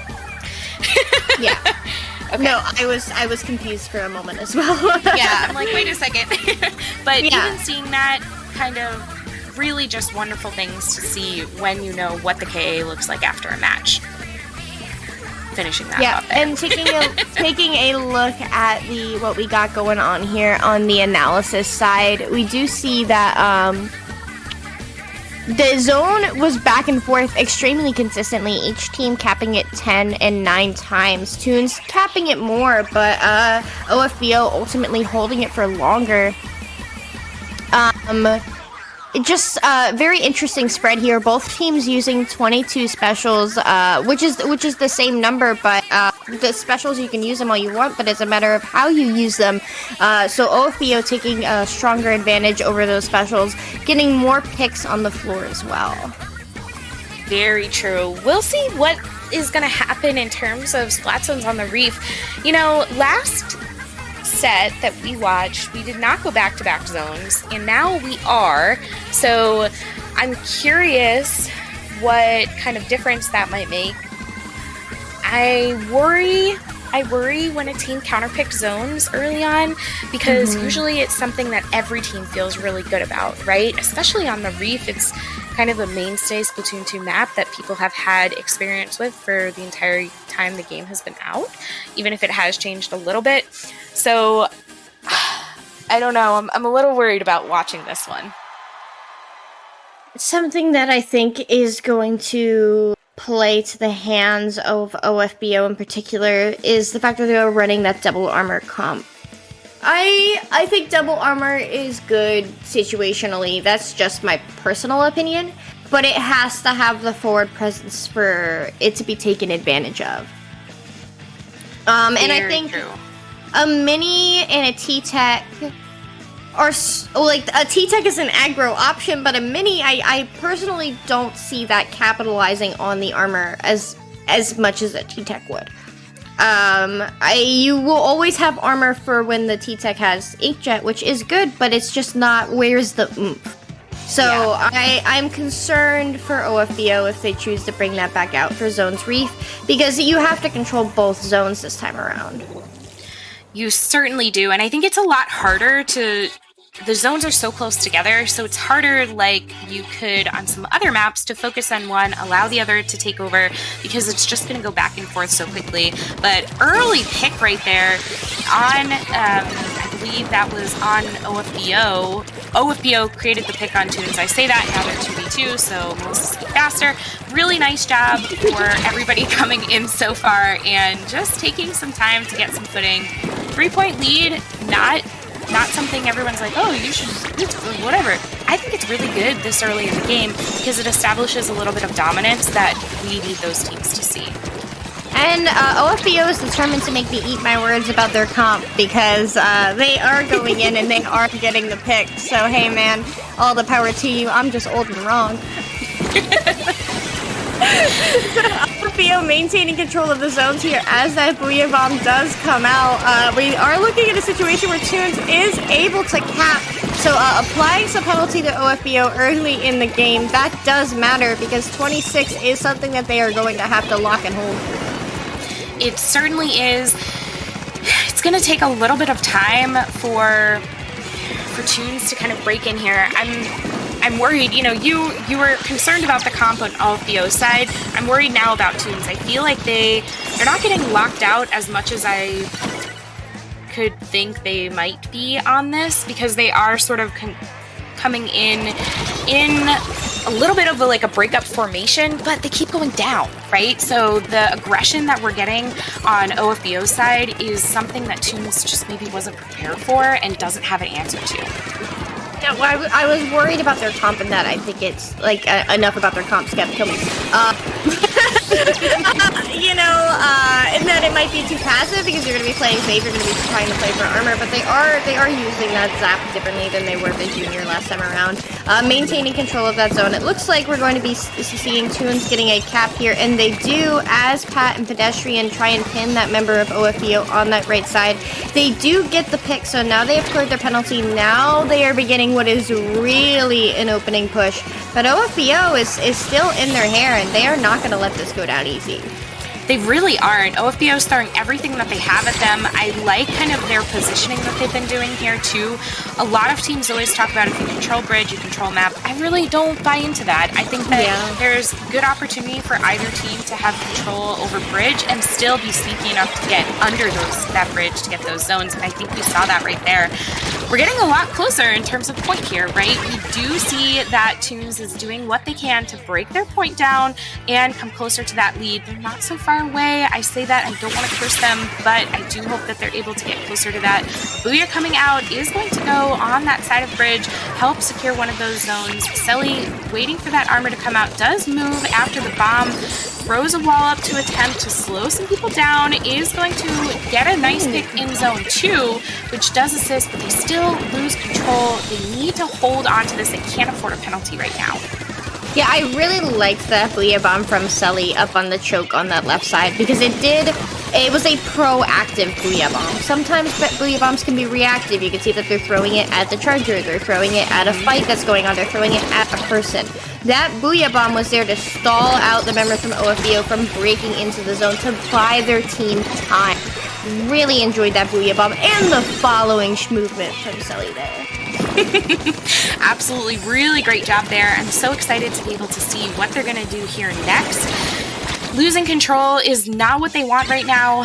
You know, OFBO, though they have the lead, they have a huge penalty they need to break down in order to extend that lead. Tunes is capitalizing on that too. They're not letting them hold on to that zone as often as they might want to. Oath over here is sort of watching out, trying to make sure that they continue to have at least control over those one zones, not able to do it, starting to break that penalty down for Tunes. Again, I'm eating my words because it's constantly going back and forth at this point.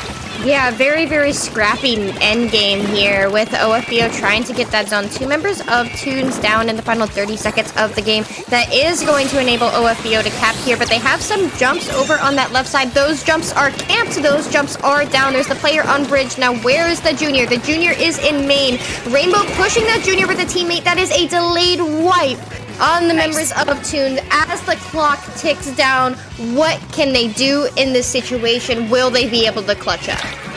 This is where everybody starts to panic, right? They need to keep their calm, they need to keep their cool. They are able to neutralize zone, but not enough time for them to clutch it out, and unfortunately that game is going to end and go over to OFBO. Nice job there. Yeah, great job. But now we're in a situation where Tunes just lost their counter pick. And you were worried a little bit that by counter picking zones they were going to put themselves in a situation, and fortunately for them, if they chose to, they could still counter pick zones, but I genuinely doubt they would do that. I feel like that's just not the way to go at this time, because it's really going to be tough for them to face off against something that we can see OFBO has really good control over as a mode. So I don't think that that's the way to do it, but I don't know. I'm anxious to see what they'll pull out here. I want to see them go for something that's so totally different. pick Rainmaker, pick Clams, pick something that puts teams who are so in love with stones on their back foot, you know? I think Rainmaker, I was thinking like Rainmaker, run it down. And like, think that's something that could really put OFBO on their back foot. They're running that double armor comp, but how are you gonna run that when it's Rainmaker? And you're talking about denying a team playing a comp of what they are comfortable with. It's not just about, if you force a team to change their comp, you are forcing them to play different than how they normally play, which is such a huge advantage. So by potentially, like if you pick Clams, they're gonna run double armor. If you pick DC, they're gonna run double armor. What do you do to put them on their back foot? You run Rainmaker. Yeah, I agree. I think it also has enough chaos involved that they can't really predict for it, right? Yeah, 100%. You can't really it depends on the Rainmaker map in particular, because you can station defense on choke points. And depending on how practiced the Rainmaker mode is in particular, because like Rainmaker Black Belly, we play that twice a day. You know? But anything like that's more spicy on the map pool, we could potentially be seeing in the future, because for right now, they have opted to pick tower control Inkblot, which I think Mini is just so favorable in controlling those stacks. You get a Mini up on bats and you're finding yourself in a situation. Also, you have the double armor to not only break the checkpoint, but to push forward. So I think Toons is going to be the team here that's changing it up, not OFBO. I hope so. I think that is their opportunity, and maybe that's why they went with this, right? Because they know, hey, we are going to change things up. We are going to do something a little unexpected, put them on their defense stronger. So we'll see if they are able to do it with that. I worry. I don't know. I don't want to predict anything because I don't want to curse anyone. Yeah, I get it. You don't want to apply the commentator's curse. We see OFBO running inkjet missiles just with the nozzle nose instead of the T-Tech. And then, once again, sticking with that double armor comp, Toon's not changing much. They do switch the splash out for a V-Splash. That V-Splash is going to be the first to go down, being taken down by Oath. As Rainbow applies pressure onto that plat, we could be seeing an opening salvo here from OFBO. It looks like they are attempting to get this at least to that first checkpoint, which I think would be really helpful for them if they are able to take this early on. We do get Rainbow coming around from behind to attempt to assist with that, but there was no one there. They did a nice job of clearing Toons out as they move forward to the second checkpoint, which will be a little bit harder for them to take. I say that, and there's so much aggression coming in on their plat against Toons that they're going to have a hard time just breaking out of their spawn here. Yeah, they are, and that second checkpoint having fallen so early and seeing teammates go down trying to rush that tower as quickly as possible, I am concerned as Toons only has one member left standing. OFBO maintaining control of that tower does fall back for just a moment, but they are where they need to be. They are all on plat. You have Lucky on tower. You have no doubt going to have that nozzle nose jumping in. But finally, we're seeing Toons making a break for it, forcing Lucky back all the way, getting a pick with the bomb. Toons is going to be able to find themselves regaining control of their own plat, but they need to get into mid 2. They have an opportunity here. They do. They have 4 specials online too. That's going to assist as they move forward. Hopefully they time them in a way that makes sense. Do get those missiles coming off, going to push Fitz back a little bit forward on the plat. We get an armor coming off, and there's the inkjet, so that's going to be helpful for them as well. But I don't see the tower moving as fast as I'd like it to be. They're not able to hold on to this checkpoint because they have so much aggression coming out from OFBO that they need to be so careful. And unfortunately, they don't even get it because they go 3 down. It's a 1v1 situation up right now on the whole map. So yeah. It was a really, really terrifying ink bath that came out there. Another situation where going down may be worth it. Toons had themselves in an opportunity where they were 1 point away from pulling lead here, so playing life is always like a wonderful thing. We want to see players playing live. We want to see them taking advantage of jumping out, but just if you're 1 point away from breaking the tower, that's going to make it so much easier to push back in, and we're seeing, we do see Toons here reworking on breaking that tower. They did break that first checkpoint at last, but now they are heading towards that second before OFBO does recoup it. 2 minutes left in this game, anything can happen. This is Toons counter pick, but this is match point here that we're looking at. So OFBO, they broke that second checkpoint already. They were barreling towards that third. They're the ones feeling comfortable right here because they feel like they're on their way to Alpha Bracket. They do. They're also playing some really fantastic defense. Every time Toons gets close enough to be able to break through that, OFBO is right there to give them an answer, saying, nope, you're not even going to make it through up this ramp because we're not going to let you. And I think that that's super important right here too. Even just that little bit of a play. You get a pick on the tower, don't wait for the rest of your team to come close or wait for any ink to move forward. Jump on that just to start clearing it out. Move it forward faster to get it away from where it needs to be for the other team. I think that they're playing so smart, aggressive, intelligently right now. It's like you said, they know they're going to Alpha Bracket tomorrow and they're going to prove it with this game. They are sure doing their best. Toons has their work cut out for them, but they can do this. I have faith in you, gamers. You got this. This is your counter pick. You got a minute left, man. Lock in. We do see the T-Tech popping, the splash popping the inkjet on that left side, forcing back the members of OFBO. Nearly getting that member on site, but not quite yet. That is a wipe on the side of Toons. OFBO in control of mid. They hardly even need to paint up. They are going to be moving this tower forward as aggressively as possible as that armor, the first of them, does come out. It certainly does. This is going to be really, really difficult, I think, for Toons to be able to come back from. OFBO has pushed us so far forward. They don't have any of those mid checkpoints to contest. It's not going to take them very long to get up through there. As we see also, they are getting the picks that they need. That inkjet, deadly, terrifying right now. Able to get 2 picks from the air and really make it very, very hard for Toons to push back in here. Even when they do get on to their plaid and in the bottom there, there's just not enough time in the game for them to be able to do anything with it. And that's it. That's day one. The set going to OFBO in a clean 3-0. Moving on to Alpha Bracket. Toons not out of the tournament yet. I will add, Toons, great job. You made it this far. You beat set 1 over Jemson Bracket. You're out for the count in set 2, but you're going on the beta bracket tomorrow, and you are going to be seeded.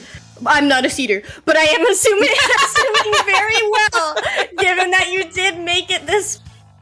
So, you know, this is it. This is the last major shindig for Splatoon 2, virtually at least. So, giving it your everything in these final moments, as you called it, the sunset days of Splatoon 2. Just fantastic job, and I hope that they're all looking forward to Splatoon 3 competitively and reflecting on everything that they have all learned from Splatoon 2. Absolutely. They played so well. I think that they had such great communication coming out there. It just became a little too much pressure for them to be able to get over. And when you have the rest of your teammates going down, you know there's less than 30 seconds left, that staggered spawn, it's really difficult to have the energy to just keep pushing forward, to not feed. And I think that that's where, you know, they are going to do so well tomorrow, because they're going to go into that bracket, they are going to dominate, they're going to be really fantastic, having come off of some fantastic plays that we saw today. So they have nothing to feel bad about. They were really phenomenal today, and I was so happy to be able to see them play. And we're not just saying that because we're on mic. It's true. Anyone who's coming out here today and showing what they are made of matters. And today is not over either. This is just wave A. We got a wonderful wave B coming up. I personally will be playing in it. Good luck. Thank you, gamer. I'm looking forward to playing my heart out just like these gamers did. All of the gamers today so far who have come out to show us everything they've learned throughout the past 5 years of Splatoon. Yes. And even if you've only been playing for half or a third of that, what you do today is just setting you up for some fantastic Splatoon 3 that we can't wait to see too. So keep going out there, keep having fun, keep enjoying yourselves, and that's the name of the game to me. As long as you're having fun, you're having a good time, that's where you want. Absolutely. Since we're the last commentators of Wave, hey Melissa, we talked about getting a little mushy at the end of the stream today. So before I start crying, do you have anyone you want to thank for getting you where you are today as a commentator? And I know you don't compete, but making your experience for Splatoon 2 better. There are so many people. The list would probably go on and on. I think, I know not watching because not really into Splatoon anymore, but Vesper was a huge help to me when I started commentating earlier. Fantastic constructive feedback for me, helped continue to make me feel like I had a place here. And then, of course, they're all my friends. Every TO that I've ever worked with who has given me a shot to be on the mic today, all of the viewers who have provided constructive feedback as well, I really appreciate you. My really good friends that I've come up in this scene with, Barry, Milana, Lily, like people who are just in my heart forever and ever. That's what's going to start making me cry right now. Aw, gamer. Yeah, so definitely those. And I have to say also, like, the people who took a chance on me when I wanted to play. Vic Villain, one of the best, most supportive people I could ever find within the Splatoon community in my early days. They're just such wonderful people here, and I'm extremely grateful for it. How about you? Who do you have to thank for the past 5 years? I started playing comp last June. Started commentating July and August, so acknowledge that I'm very, very, very new compared to most people who are competing or commentating or producing around me, my peers. Because of that, I do want to thank the people who took a chance on someone so green, who saw something in me that I was learning about myself and how much I love this and what I do and how much passion I have for it. The first two people to come to mind are Krakenmare, who was one of my earliest coaches, who brought me into the staffing and commentating scene and was just so welcoming and encouraging, also being rough. Grace, the head TO of SOS, which I do believe is the tournament that keeps this scene alive. It is your Wednesday weekly. It is just so significant.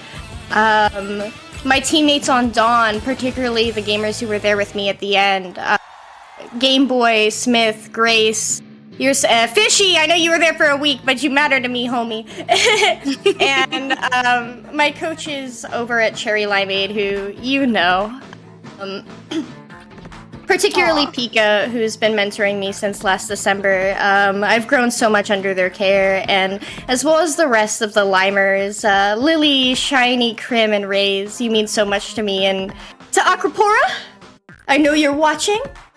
we got a Wave B to run it down on, and we're gonna do so great, and I'm looking forward to Splatoon 3 with you so much. So thank you to you lovely humans. You've made such a difference in my life, and this scene would not be what it is without you all. So Completely agree. And I wouldn't have had the absolute wonderful time being able to commentate with you without all the support that we've received over the couple of years that we've been doing this. So it's been so nice. It's been lovely. So without further ado, I think we'll be signing off, Melissa. We still got a Wave B for you to watch. Tune back in. It'll be up, I believe, at 2 p.m. I might be wrong. No, it's 3. I lied. Me when I lied. I was right there with you. I believed you. Melissa, where can the good people find you? Nowhere. I don't really have a presence right now, but that's okay. You can find me on Twitter, Acid Sunshine with a double E at the end. I don't tweet all that much, but I try to when I can.